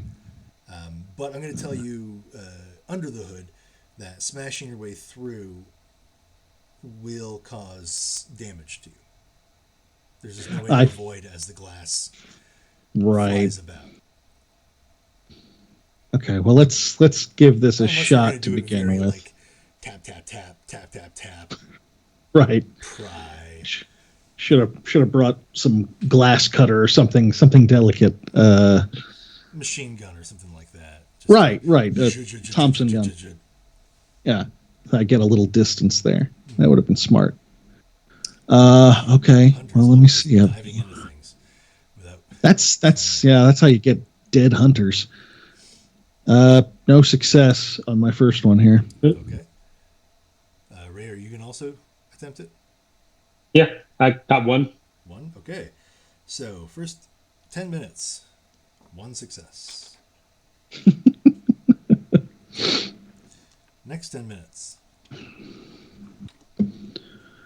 I'm going to use some willpower. Yeah, use up that finite resource Exactly. We're all going to die. It doesn't matter. before the Come on. climax. YOLO. YOLO, she yells as she smashes her way through the mirrors. That's pretty much it. Yeah. Okay. I don't think any of the tactics help us either for this. No, Nope. I don't think so. Okay, for the second one then. All right. How many extra dice did you say I get with a spending of a willpower? 3. 3. Okay, that's not so bad then. 1, 2, 3, 4. One success. So you're at 2 successes. That was willpower well spent. I also spent willpower. I got 2 successes. 2. Okay, so you're at 4. That's 20 minutes of time. All right. Half an hour passes, and you are at. Make your rolls again. Spend that willpower. Spend them if you got Yeah. them while you got I'm them. gonna do it again. Oh shoot. Okay, I got 3 successes and one of them's a 10. Nice. We roll that 10? That's something. Yeah, that's something. I'm No. going to risk willpower. Because why not? Oh yeah. Okay. Could do once. So I'm going to take the 9 again and the 3 successes. Okay. And take it a 9. So that's. I have 2. Need to roll more dice. Oh, another 10. Nice. 4 successes. 4 successes, up to 11. Okay. Now, do you want to just Willpower, tell- low risk. tell the folks at home what you just did there? Because hunters have this ability to risk willpower since they Yes. don't always come with miniguns or the supernatural ability equivalent of miniguns. So risking willpower is essentially a better version of spending willpower. You gain the benefits of 2 things, one of which can be the same 3-sided dice, the 3 extra dice. You also get exceptional success on 3 successes. You can get a +1 to weapon damage, get a 9 against quality, or you can remove the 10 against quality on a tested roll. If you succeed, you not only don't lose that willpower that you spent, you gain 1 extra. But if you fail, it's automatically a dramatic failure. So a little bit So of that can go gambling. very, very badly. Although I guess you would get a beat Yep. out of that too, wouldn't you? No, normally you would get a beat out of that too, I believe. Yeah, but there's a 1 shot, so there's no beats here. Okay, so, well, now half an hour, you're at 11 successes. You could get this done in 40 minutes. Record time. Record. Record time to bust your way through these. All right. Right, I spend another willpower. Oh, 2 10s. Damn. Rolling really well right now, apparently. That willpower spend is being good. Yeah. 3 successes. 3. Okay, you're at 14. Just need 1 more. Okay. You can have it in her. Jeans. One more willpower spent. I got 110. That should do it. Yeah, that would But just for shits and giggles. Mhm. Yeah, just the one. Just the one. Okay. All right, so It is perhaps the most nerve-wracking Hall of Mirrors in which you've ever been in. Whether or not your characters get that sort of claustrophobia from having to maneuver through somewhere where they don't actually know the way and keep bumping into glass walls and finding themselves in mirrors or not, the twisted nature of this one and the stakes should you either fail or get lost in here are definitely weigh down on you. Now you have been at this for a little bit. Would you say that you have acted in accordance with either a virtue or a vice? Oh, good question. My bet is ambitious. I think doing this is definitely falls under her ambition of getting to the story and cost. Mm-hmm. I would give you a point for that. My virtue is steady, so I regain willpower when I stay calm in the face of overwhelming horror. I don't know if this has been overwhelming yet, but it's not been great. I mean, you resisted the need to smash. That's true. That's a good point. Well, and I have a vice that's unemotional, and I regain a willpower point when I push aside my feelings. Okay. And I avoided smashing. And you avoided So smashing. I avoided smashing. So I think I don't know if either of you need more than one back. I think we go get more back per scene from first advice anyway. Right. Well, that's what I mean. So you've definitely each fulfilled a vice, if not a virtue. So Sweet. we'll give you a point for those. Nice. So We're probably gonna need all the willpower we can get. that was why I brought Probably. it up. Probably. I thought there was a chance that you might want some willpower. Okay. So you move through this maze. You follow it right hand on the side, but it's not a very smooth surface, so you can't just gently glide it along. And you're pretty sure if you just did your fingertips, they would be slashed by something, and you'd need like 1 million tetanus shots after this if you get out alive. So, needless to say, it's all particularly nerve-wracking. And you turn the corner, and Maya is standing before a three-way mirror.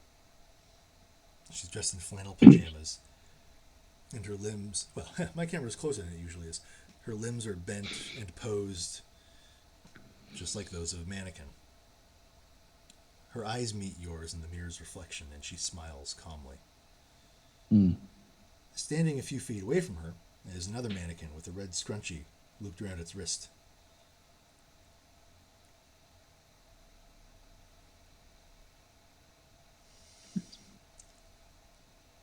What do you do?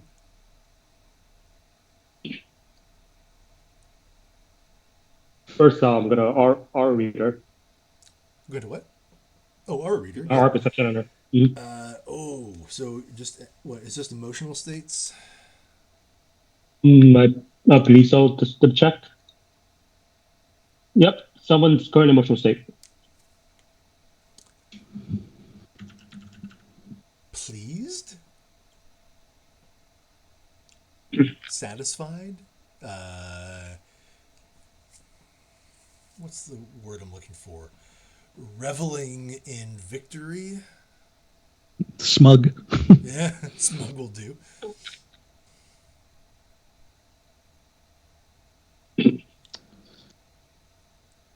Okay. I get the impression this isn't the Maya we met before. Not really. Kinda.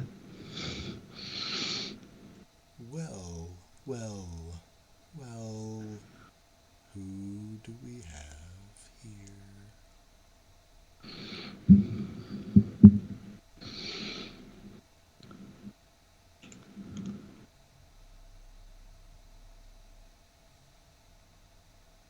All right. I don't know what you are, who you are, how you got a hold of them, but you're going to let go of her. You're going to do it now.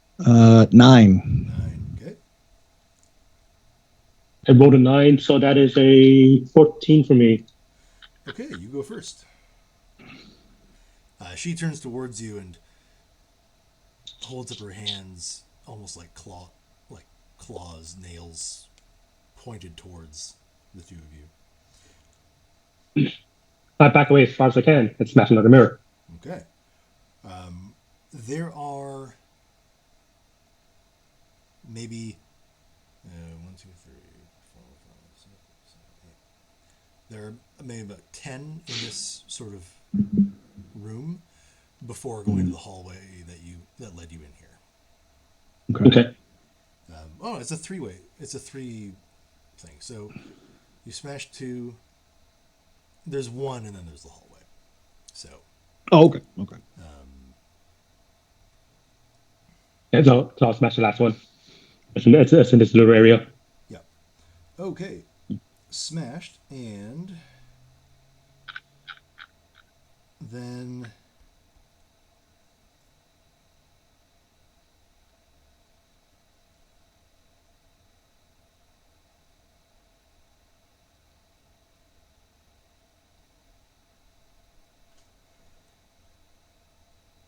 she takes a swipe, I guess, at Jean, who's closer at this point. Sure.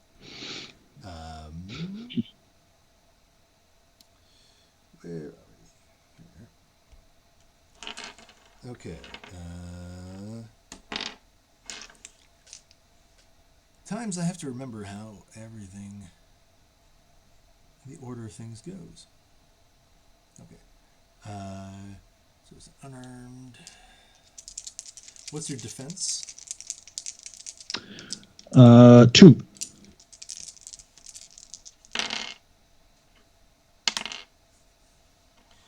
Okay.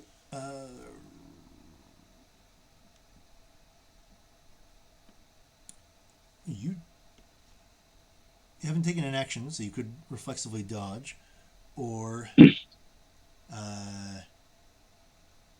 just take it. I don't think you have any armor. Not to my knowledge, no. All right.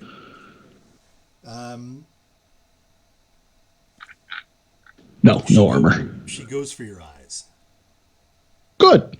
And scores you for 1 point of lethal from her nails, just above the eye, your left eye. You're going to have a -3 penalty on vision-related rolls for this scene now. Oh, good. And then, as she still gets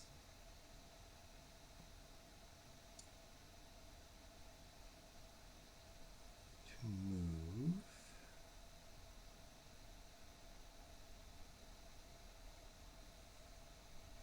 Interesting. Hold on.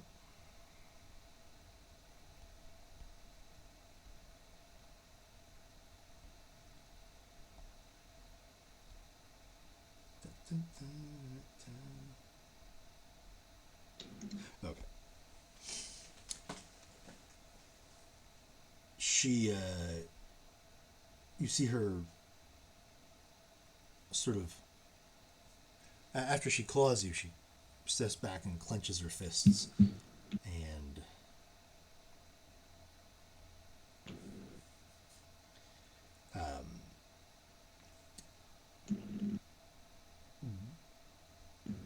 the mirror just past Kalpana starts to sort of shimmer.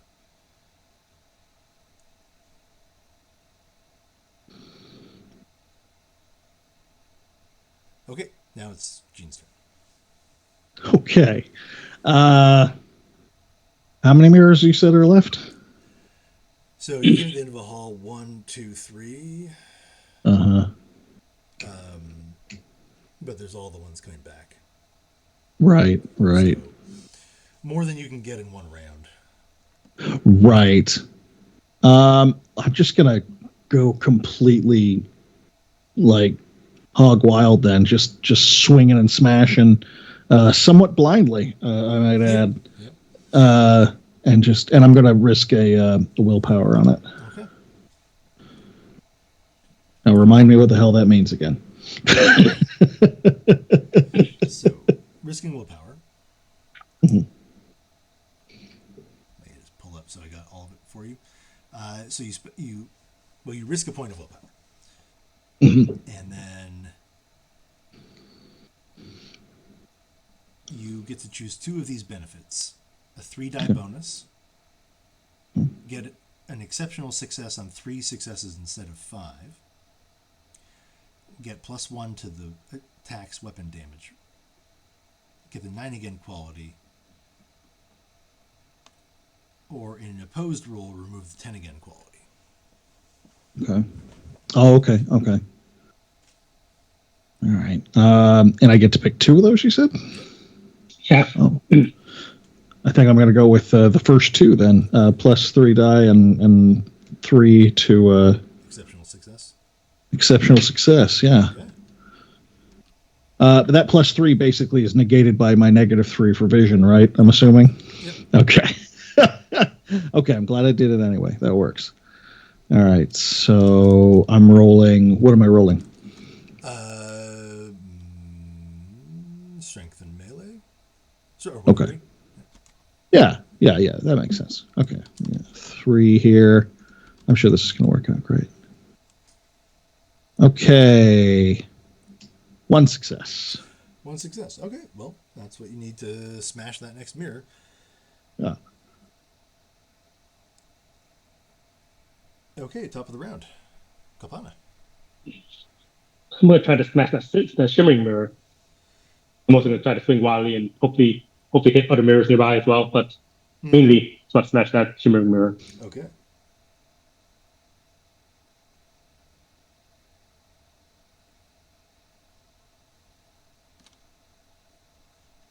Do also just roll melee? Yep. Oh, weaponry. Yes. Yeah, weaponry. Yep. I'm also going to use a point of willpower for this. Mm-hmm.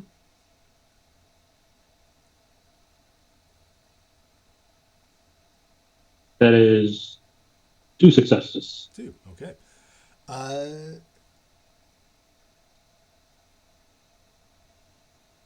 Yeah, it smashes. She howls at you as it shatters. And then on her turn, one just past you again shimmers. Oh, I also move away from the mirrors. Okay. I can move towards the smash mirrors now. Right.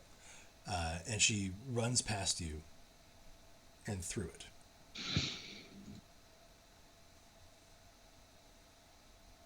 And vanishes into the mirror. Okay.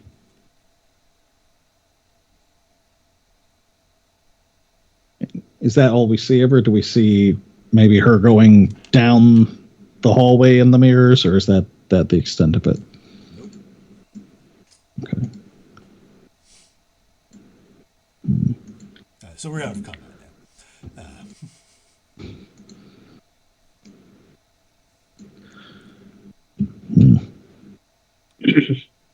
So I mean, there's a part of me that wants to keep smashing, but That's literally what I'm thinking. I was going to ask you. I was going to ask you in character with your occult background. Do you think that'll work? I know literally question. nothing about the occult. That's a great question. Can I roll for any insights on that? Yeah. Okay. So occult plus what? Intelligence? Yeah. Okay. 1, 2, 3, 4, 5. 1 success. Okay. Yeah, so it seems, well, having seen her just vanish into one,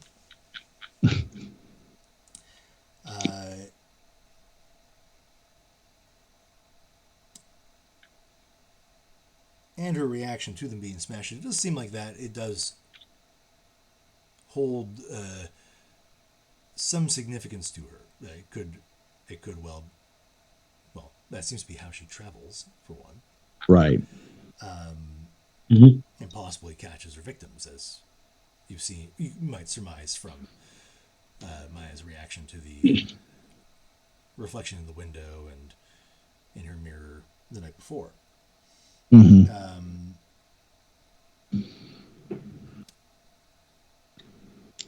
But the tricky part is knowing how many mirrors and how they're all connected, and in what fashion they need to be destroyed. Like, one, can you see all of them right now? What, like, doesn't matter if she's hidden them. Doesn't, like, are you ever going to get rid of all the mirrors that she might have access to? Right. Now,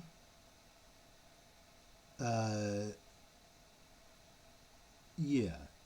So that's the part. Like, yes, that could well do it. Can you guarantee you've got them all? Right.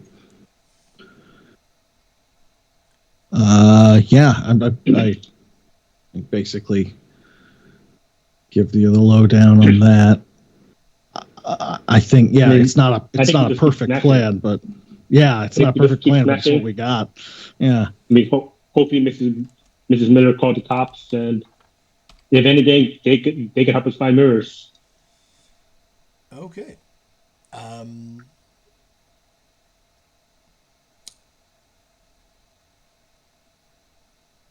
Let me.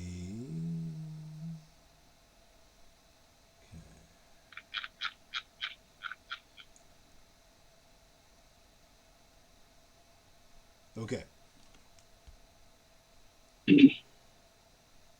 So, in order to smash them all, the ones you can see, I'll apply the same sort of rules that would apply to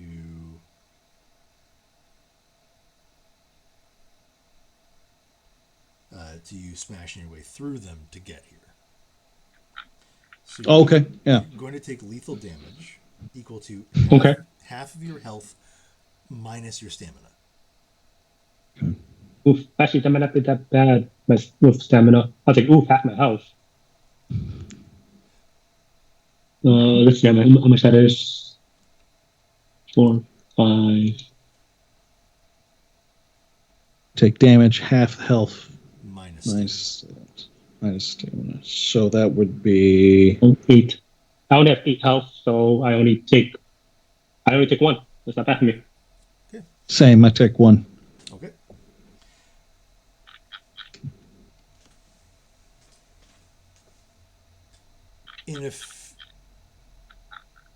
Not a fury, but in almost the opposite, in a calculated, determined, focused manner, the two of you begin smashing the mirrors in here. One after another collapses in shards of glass to the ground. And though you suffer cuts, only a few of them are enough to be concerned about.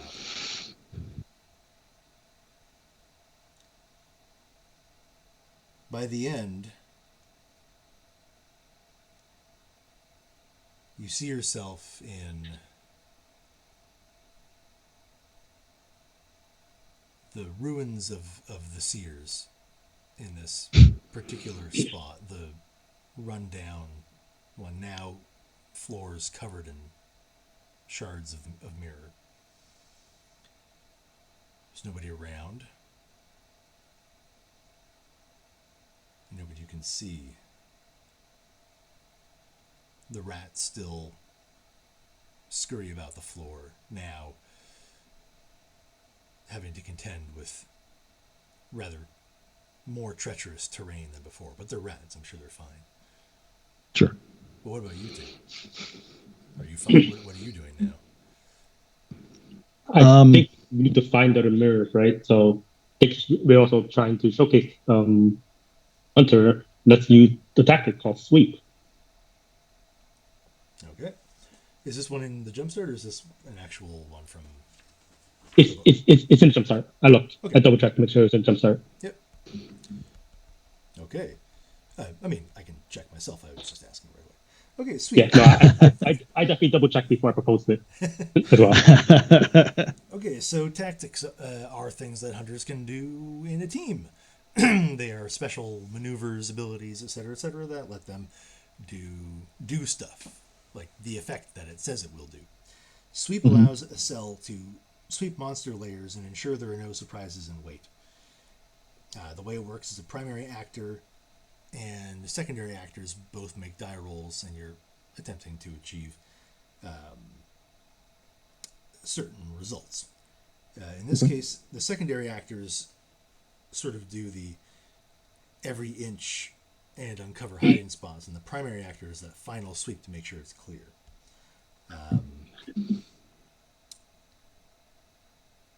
So the die pools that are available for the primary are wits and composure. Now, if one or more foes are lying in wait, they can test with wits plus stealth plus potency, their own attribute. We'll see if there are. The secondary one rolls either strength and athletics, or dexterity and larceny, or wits and investigation or survival. Strength and athletics or dexterity and larceny are for opening doors, portals, things like that. And then the wits roll is for spotting hiding places and traps. Okay. I've got 3 points in trained observer. I feel like that is valid to. Trained observer does. It's this is what it does somewhere. Yeah, I'm looking for it. Let me see. Trained observer. I just saw it. And perception rolls. So that's definitely very relevant. Yeah. Okay, trained observer benefits from the 8 again quality on perception rolls. Okay. Oh yeah, that's sick. Yeah. I'm not particularly good at the opening doors part. I have no athletics, only 1 strength, but I can help.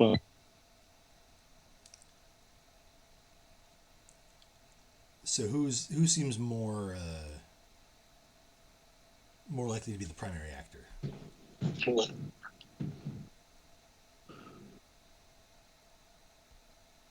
I'm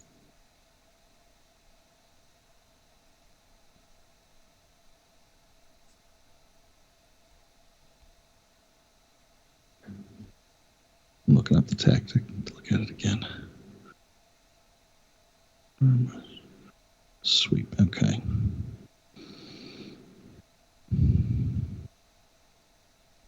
I think I'd probably.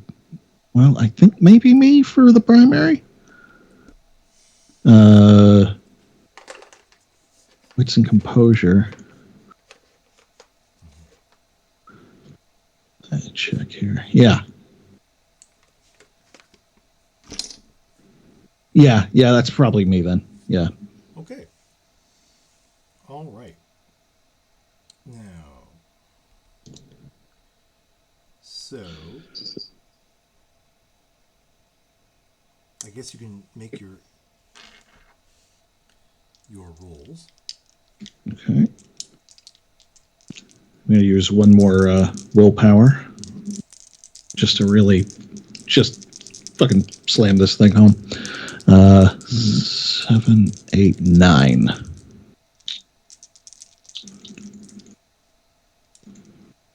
Okay.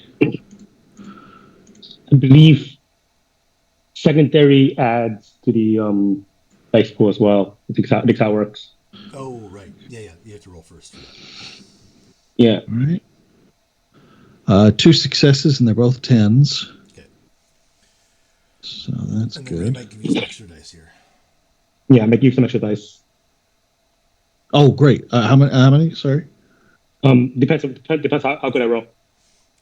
But right.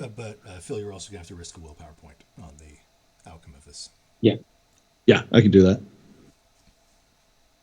Yeah, so teamwork is Yeah, total successes. I get you. That is going to be wits 3, investigate 3, 6. Nice. Willpower risking spending as well. Oh, 2 tens. That's good. Nice. I got nothing out of 2 tens. So 3 successes. Okay, and I had 3 successes. Okay.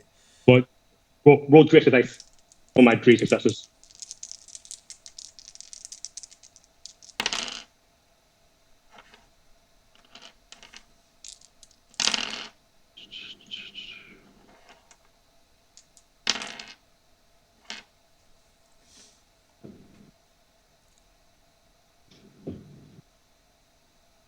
Yeah, I got 2 tens. I'm like, ooh, 2 tens. Then we rolled into 3. And then nothing. Yep.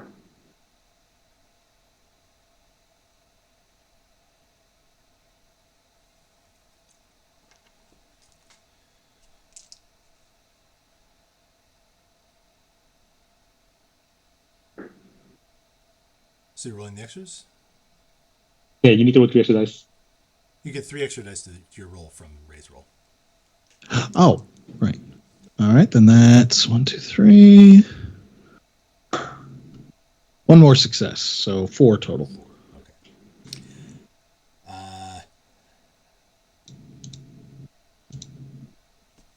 Okay.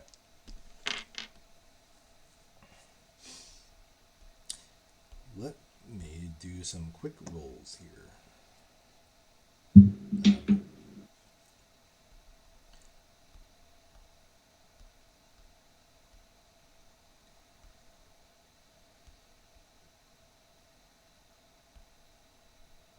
All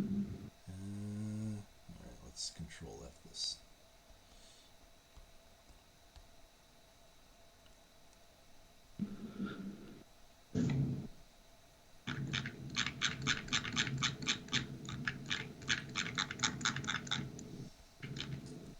Okay. I will have to use a different one then to find this.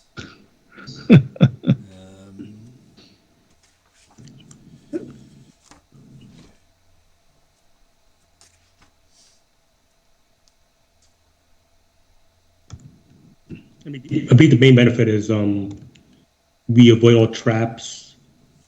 We get +2 to a bunch of stuff for the first turn, and then and Phil gets +2 to investigate. Going forward, if we succeed, yes. Maybe it's here. Okay.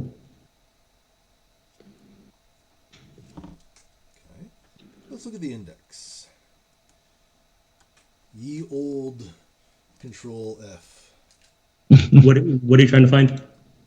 Rules for surprise. Awesome. Oh, here.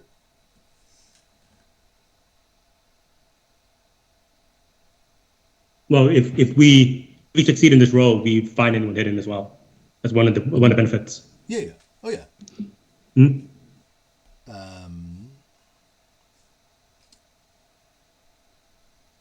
Yeah, you do fine. Yeah, and I do not remember the rules of surprise off the top of my head. It's just wits and composure versus the die roll. Oh, so you had 8 again on your things. Do you roll 8? 8 and plus? No, actually. You have even more successes. I got like tens or very little else. All right. Well, Yeah, that's fine then. so this this was an opposed roll. Okay. makes sense. And you did fail. Awesome. I rolled like 3 tens that exploded and did stuff. Not a dramatic failure. Didn't take away enough successes for that, and also that only happens on the chance die on a 1. But you're going through this, well, the mall, I guess, right? And smashing mirrors. You have seen no sign of the police or any sort of backup so far. And we've been here about 40 minutes, right? Something like that. Yeah, More than that. you think at least 40 Mm-hmm. minutes, maybe an hour, hour and a half. In any mirror you find, anything that seems powerful enough to capture a reflection like that, you smash. Mm-hmm. But you miss a few. No. And in fact, as you're missing them, she comes lunging out. Well, I guess to grab the primary actor, which would be Jean. And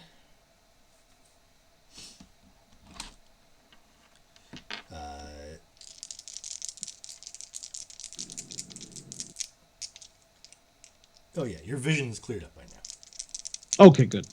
That's always something. But she still goes for your eyes again. Sure.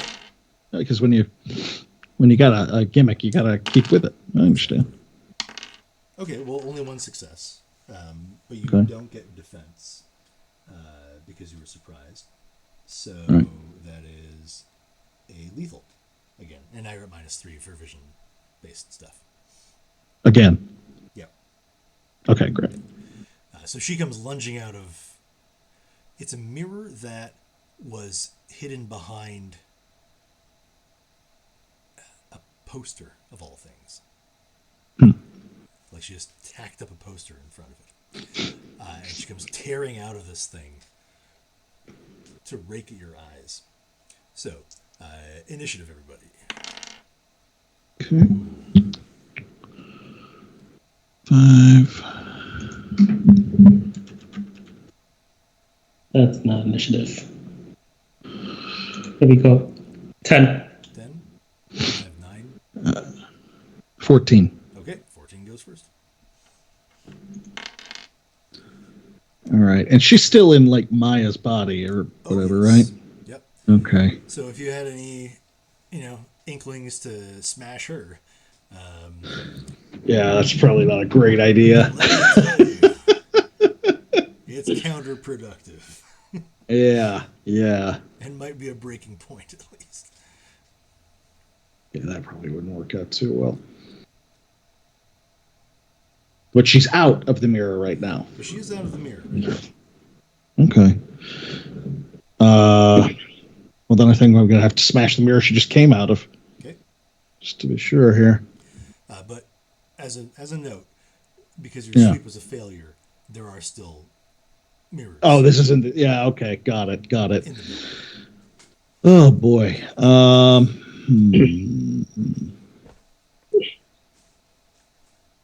that's the thing. I don't want to swing on her, though. I'm just. I think just smash mirror. If anything, she have to dive into another mirror, and then we'll find a second one. Just chasing her around, basically. Yeah. Yeah. I mean, if that helps us find the mirrors, then it's better than nothing. Yeah. And honestly, if this is the only one that's in this particular room, that I don't know, that makes things interesting. Okay, yeah, let's just do it. Let's swing for that mirror. Okay. Let's.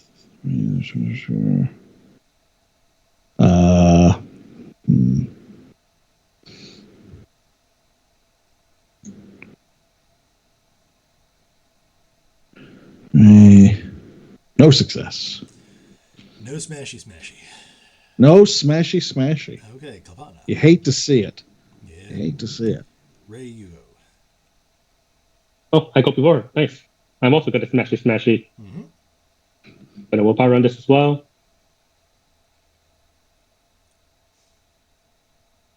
3 successes. 3, okay. It shatters. And she turns to look at it and then look back at you. This is the only hidden one you know of in the immediate vicinity. And you see her eyes kind of flicker about. And she stops and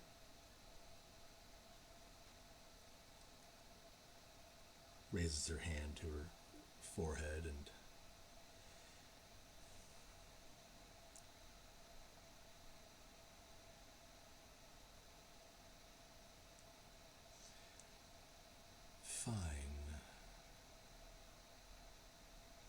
this is how things are going to be. It'll take me forever to put those all back in place. Now, are you either of you taking a hostile action towards her? Not to her, no. I'm just trying to see if she's gonna try to move. Hopefully Yeah, follow her. not yet. So she takes a step forward as if testing what each of you are going to do.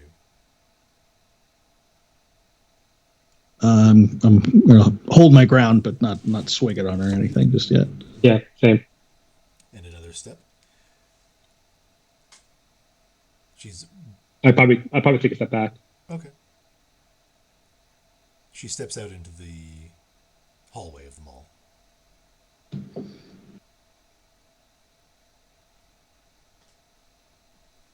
If we've got to follow you from mirror to mirror and smash every last one of them and strand you in whatever hellhole you live in, we will do it. You mean in her?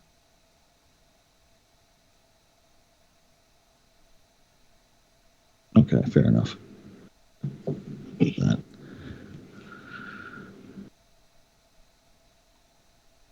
I mean, at that point, if you're trapped and you can't escape, you'll find an exorcist. We'll get you out of her. Yeah, it'll be you're a lot easier to find when you're inside somebody. That came out wrong.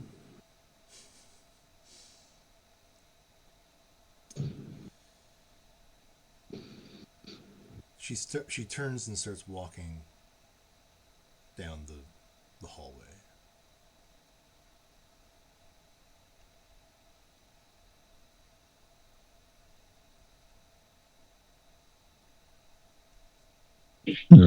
I definitely start following after her. Yeah. You start following? Mm-hmm. Mm-hmm.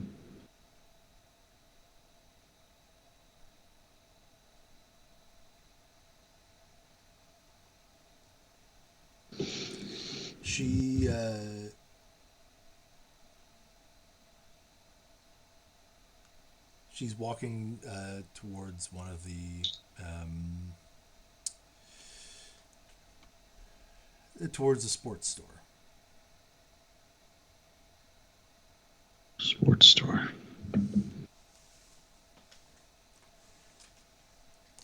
And there's a platform with a mannequin up on there, but there's an empty space, and she stands next to the mannequin.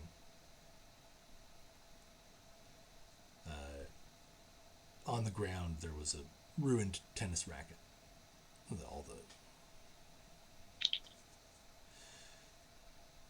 netting torn up, and she picks it up and takes a pose as if she's about to serve,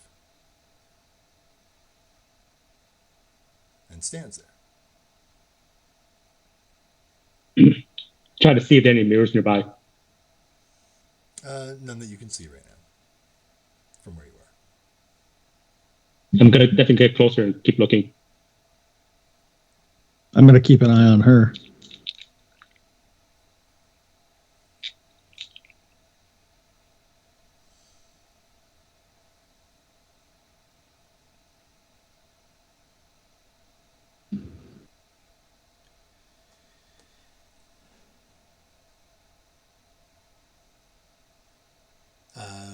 Ray, make a search roll. Wits and investigation. And Okay. Phil, make a wits and composure roll. Okay. I'm gonna risk a willpower on this with exceptional success and three texture dice. Okay.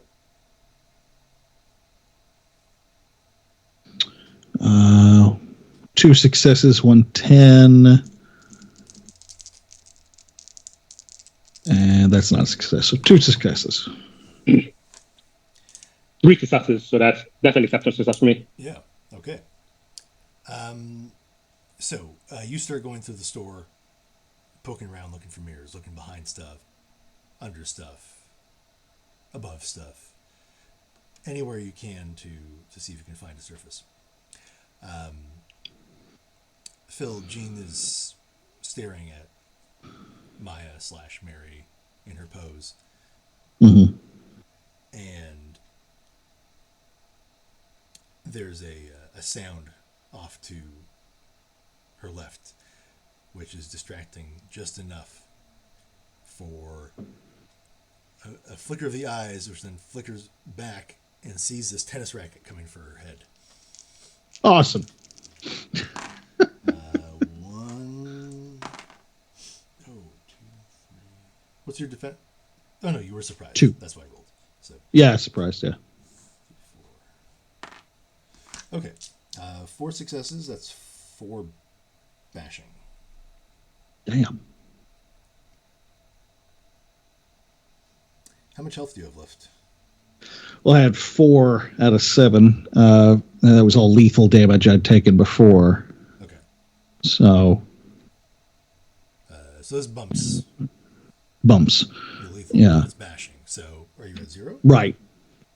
Yeah. Okay. So Yeah. you fall it knocks you out basically. Yeah. The stamina effect damage match damage this. Yeah, right. Let's just double check. That's a good question. It's been a bit. Mm-hmm. Damage equal to successes roll plus a modifier. Suffering damage. No. If your character's rightmost health box is filled with bashing or lethal, roll stamina every turn as a reflexive action. Failure means you fall unconscious until your rightmost health box is empty. So, Okay.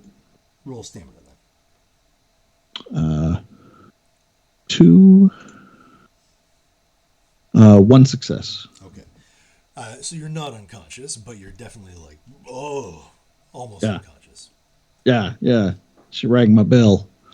Okay, now we can roll initiative again. Oh. Did you find anything? No, you found nothing. You scoured the entire place and it was empty.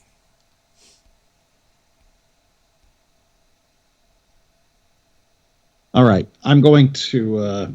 Oh, sorry. We're rolling initiative. Sorry. Okay.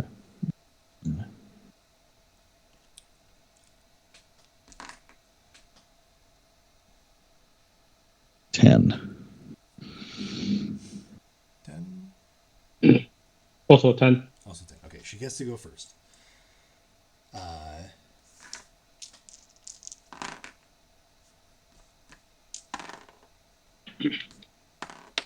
Can I gain the inspired condition for my exceptional success? What's that? Can I gain the inspired condition for my my exceptional success? Yeah. Okay, so she leaps off of the the platform and starts running away down the hallway, past back towards the escalators. Mm. And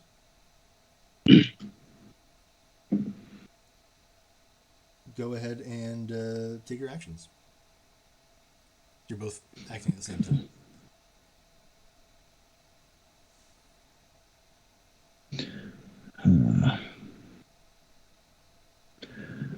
I'm going to draw on anything that I may have in the investigation, talking about Bloody Mary, finding out about her. Between that, I've got eidetic memory, so that should help. And the occult and everything. Just any bargaining chip, anything that she would want, anything we can trade her, because we're really kicking water uphill here. A body? Or... A body. It seems like she wants a body. She wants a body. But, based on seeing the mannequins and, that this has happened a couple of times, possibly she's trying to, work her way through all the girls that summoned her. Then, but the mirrors seem to be the key thing. Right. take away her access to mirrors, and she loses her gimmicks. Do we have a contact with a wrecking ball who can just knock this fucking wall over? Like, I feel like that would be probably the most efficient thing right now. Upon all the mannequins, yeah. If you can convince the city to do that. Yeah. I don't know if it's not really necessarily someone's going to believe us on this, though. I don't think so, but I'm gonna write about it. Hopefully someone believes us. She's not gone. But You can still catch up to her. yeah, no. I mean, that's his action. I'm a chaser. Okay. And you could probably try to do some first aid on yourself as well. Yeah. Yeah. I've got some knowledge of medicine that might be able to help. Maybe I can. I don't know how I'd treat myself, but in this circumstance, but I did go to medical school, so. I mean, you probably treat some of the bashing damage, maybe. Yeah. Well, bashing damage takes 15 minutes to go away. So. Yeah, but I think there's something about using medicine to. Yeah. For at least a little bit of it.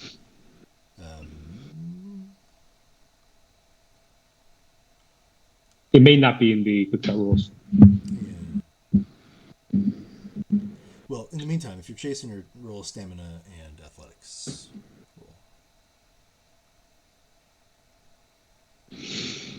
Stamina plus athletics? Mm-hmm. Okay. I guess I'm spending a willpower on that. Because I have no athletics. Okay.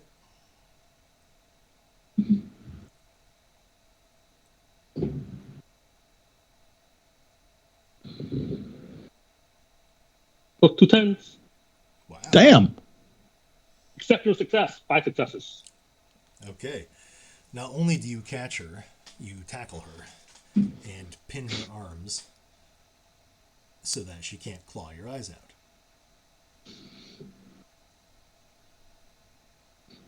Warned you about the eyes. I'm not leaving. This you have no choice. Mine.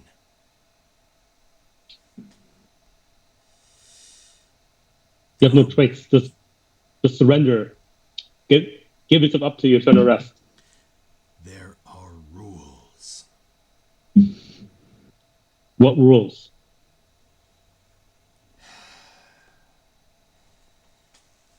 They brought me here. They performed the ritual. I get them.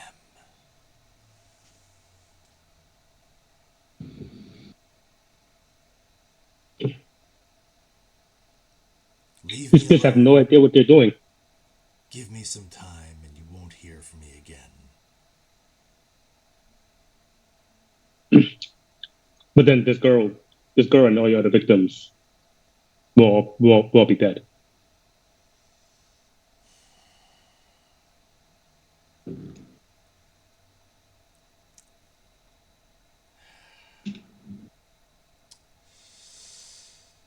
Then leave me in her.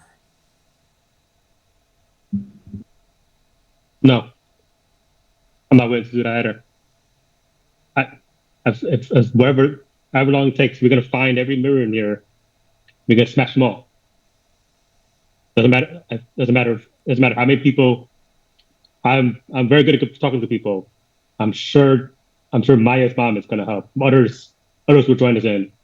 Alicia's mom, Lauren's mom.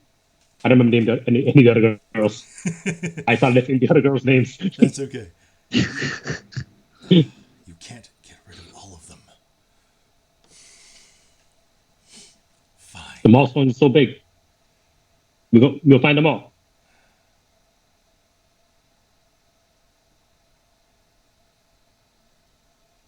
But I won't turn them back. I can turn them back. Can I try to read her and see if she's lying? She...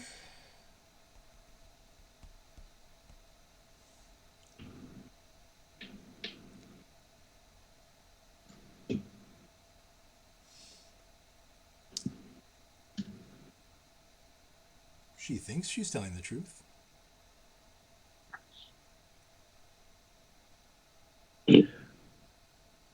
While all this conversation is going on, I'm assuming I've been kind of like walking up, moseying up to the situation, bleeding, concussed. Good. Now there aren't 4 of you anymore. Right.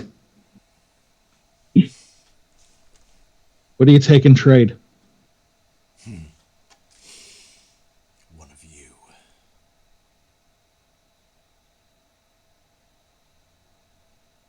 You're going to possess one of us. You'll get them all back. How do we know we can trust you? Fine. Then I stay in this one. You provide me no mirrors, no reflective surfaces. You put me in a padded cell.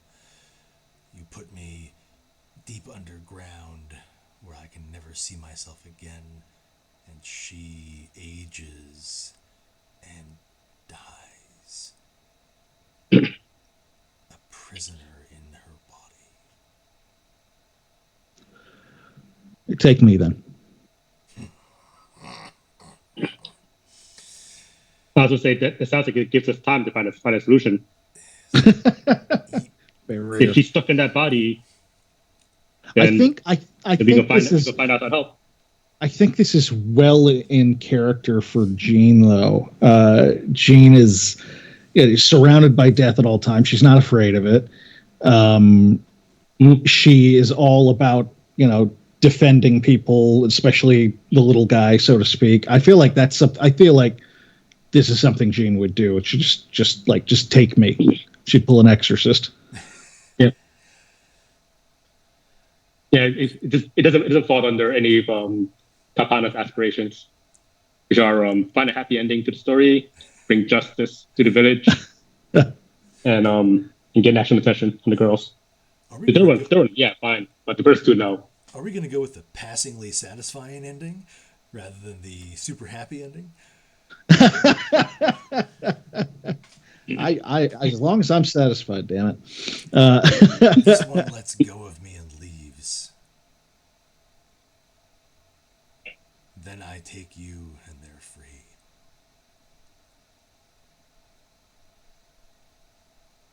I don't trust her. What's that? I say to Jean, I don't trust her. She's clearly afraid. If she needs those mirrors. If she takes me and this goes any other way, then you bring in a wrecking crew. You just raise this place to the ground. You sure? Yeah. Okay, more kids. Fine. I let her go. She stretches and pops a few things back into place. Smiles at Kapana.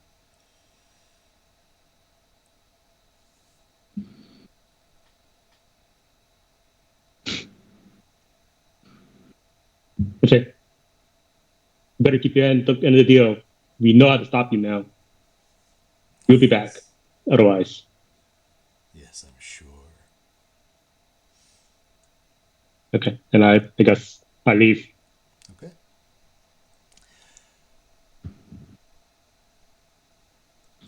Kalpana waits. And after about an hour, the first girl steps out from one of the doors, confused, dazed, looking around as if she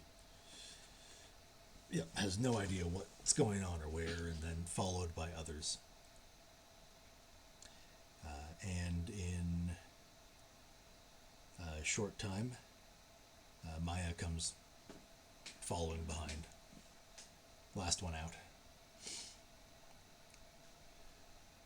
Sirens, the rotating flash of them reflect across the glass of the broken glass of the windows as the police finally arrive. It's still only one squad car, followed closely by Maya's mother. There's a very tearful reunion. Don't know what Kalpana tells them about what happened, but perhaps just makes them comfortable while they're coming out and assures them that they're safe. Yeah.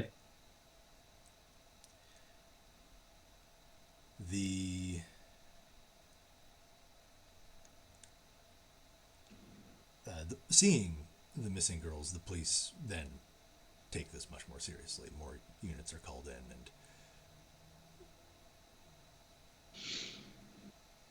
regardless of what Kalpana tells them, if she tells them anything about, appropriate actions to take inside or people to look for, I try. I doubt they believe me. it seems to fall on deaf ears. They are going to inspect inside, of course, since that's where they were, and there may be evidence they'll need. And they say that they will look for Jean as well. If she's in there, then they should be able to find her.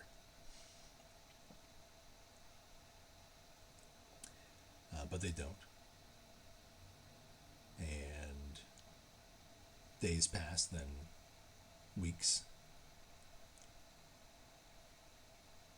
And as the girls readjust to where they are, having returned, and the experience they underwent, Kalpana still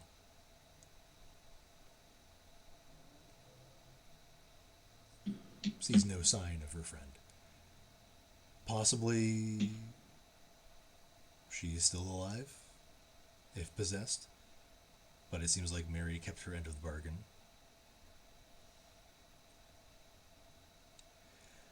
The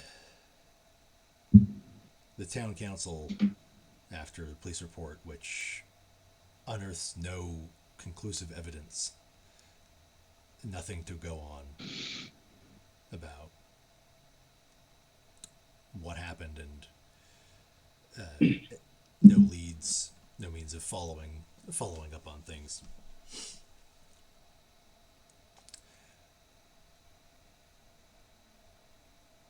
Start to take things a little more seriously about Tudor Plaza and build a fence around it. Chain link fence. Good job, Sounds boys. about right. With a warning condemned, no trespassing sign on it. Sounds about right. I definitely interview all the girls. I write a long expose. I try to get it published. If not, I make a blog, publish it there. Try to get the word out about what happened.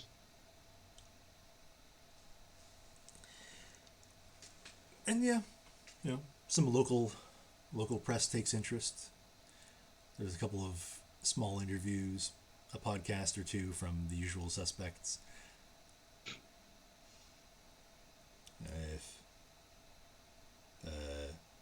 There's an invitation to go on coast to coast, but whether or not Kalpana takes it or feels like being up that late, that's up to her.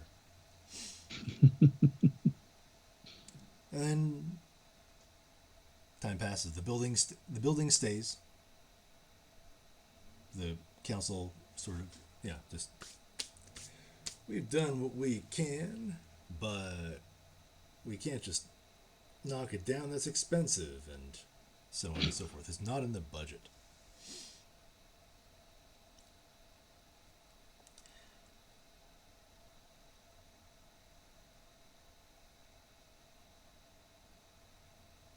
Five months passes, and then Kalpana's police scanner picks up a call one night. Adult male found dead in alleyway behind the movie theater. Request crime scene inspection. Eyes gouged out. And we'll finish there. Capano called in an anonymous tip with Gene's description as the as a potential serial killer. So that was Killing Time for Hunter the Vigil, 2nd edition, the Jumpstart. It was fun. Oh, good. I'm glad. Yeah, It was fun. Yeah. That's a pretty well designed scenario. If you're watching either live or watching this after the fact, definitely pick it up on DriveThruRPG. I made choices about bits of information and where things went, what rumors and what stories were there. I gave maybe a bunch of them, but it's flexible. You can move things around. It does not, you don't have to give every bit of information. And then sort of like build out from there. It's more than a framework, but it has a lot of those parts that can move around, so you can really kind of tweak it and set up future other stories, et cetera, whether this is the ending or there are other endings. So I would definitely say check it out and pick it up, because I think it's a very well constructed one, and it's very quick to go through and pick up to run. So, which I think is definitely a hallmark of a good jumpstart. So, Chloe Sobel, good work. That's the writer. Yeah, that was terrific. Yeah, that was fun. I did not expect to be sitting down playing a Bloody Mary game. That was great. No, Yeah. And it's a good Bloody Mary one too. I didn't find it is cliche at all or anything like that, which you could easily do with anything like that. Oh yeah. So yeah, it's well done. One thing I didn't do, which you might do when running the Jumpstart yourself, is the talking points about what is what regarding the Hunter game and universe. So, for example, if we'd been doing a sort of, and now we're in this part, and now we're in that part,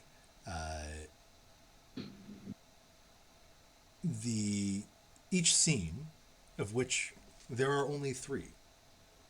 There was the opening one with the interview. There was the second one where you did some investigation, and the third one where you went to the plaza, and then the aftermath. Each of those has goals for the players and for the storyteller.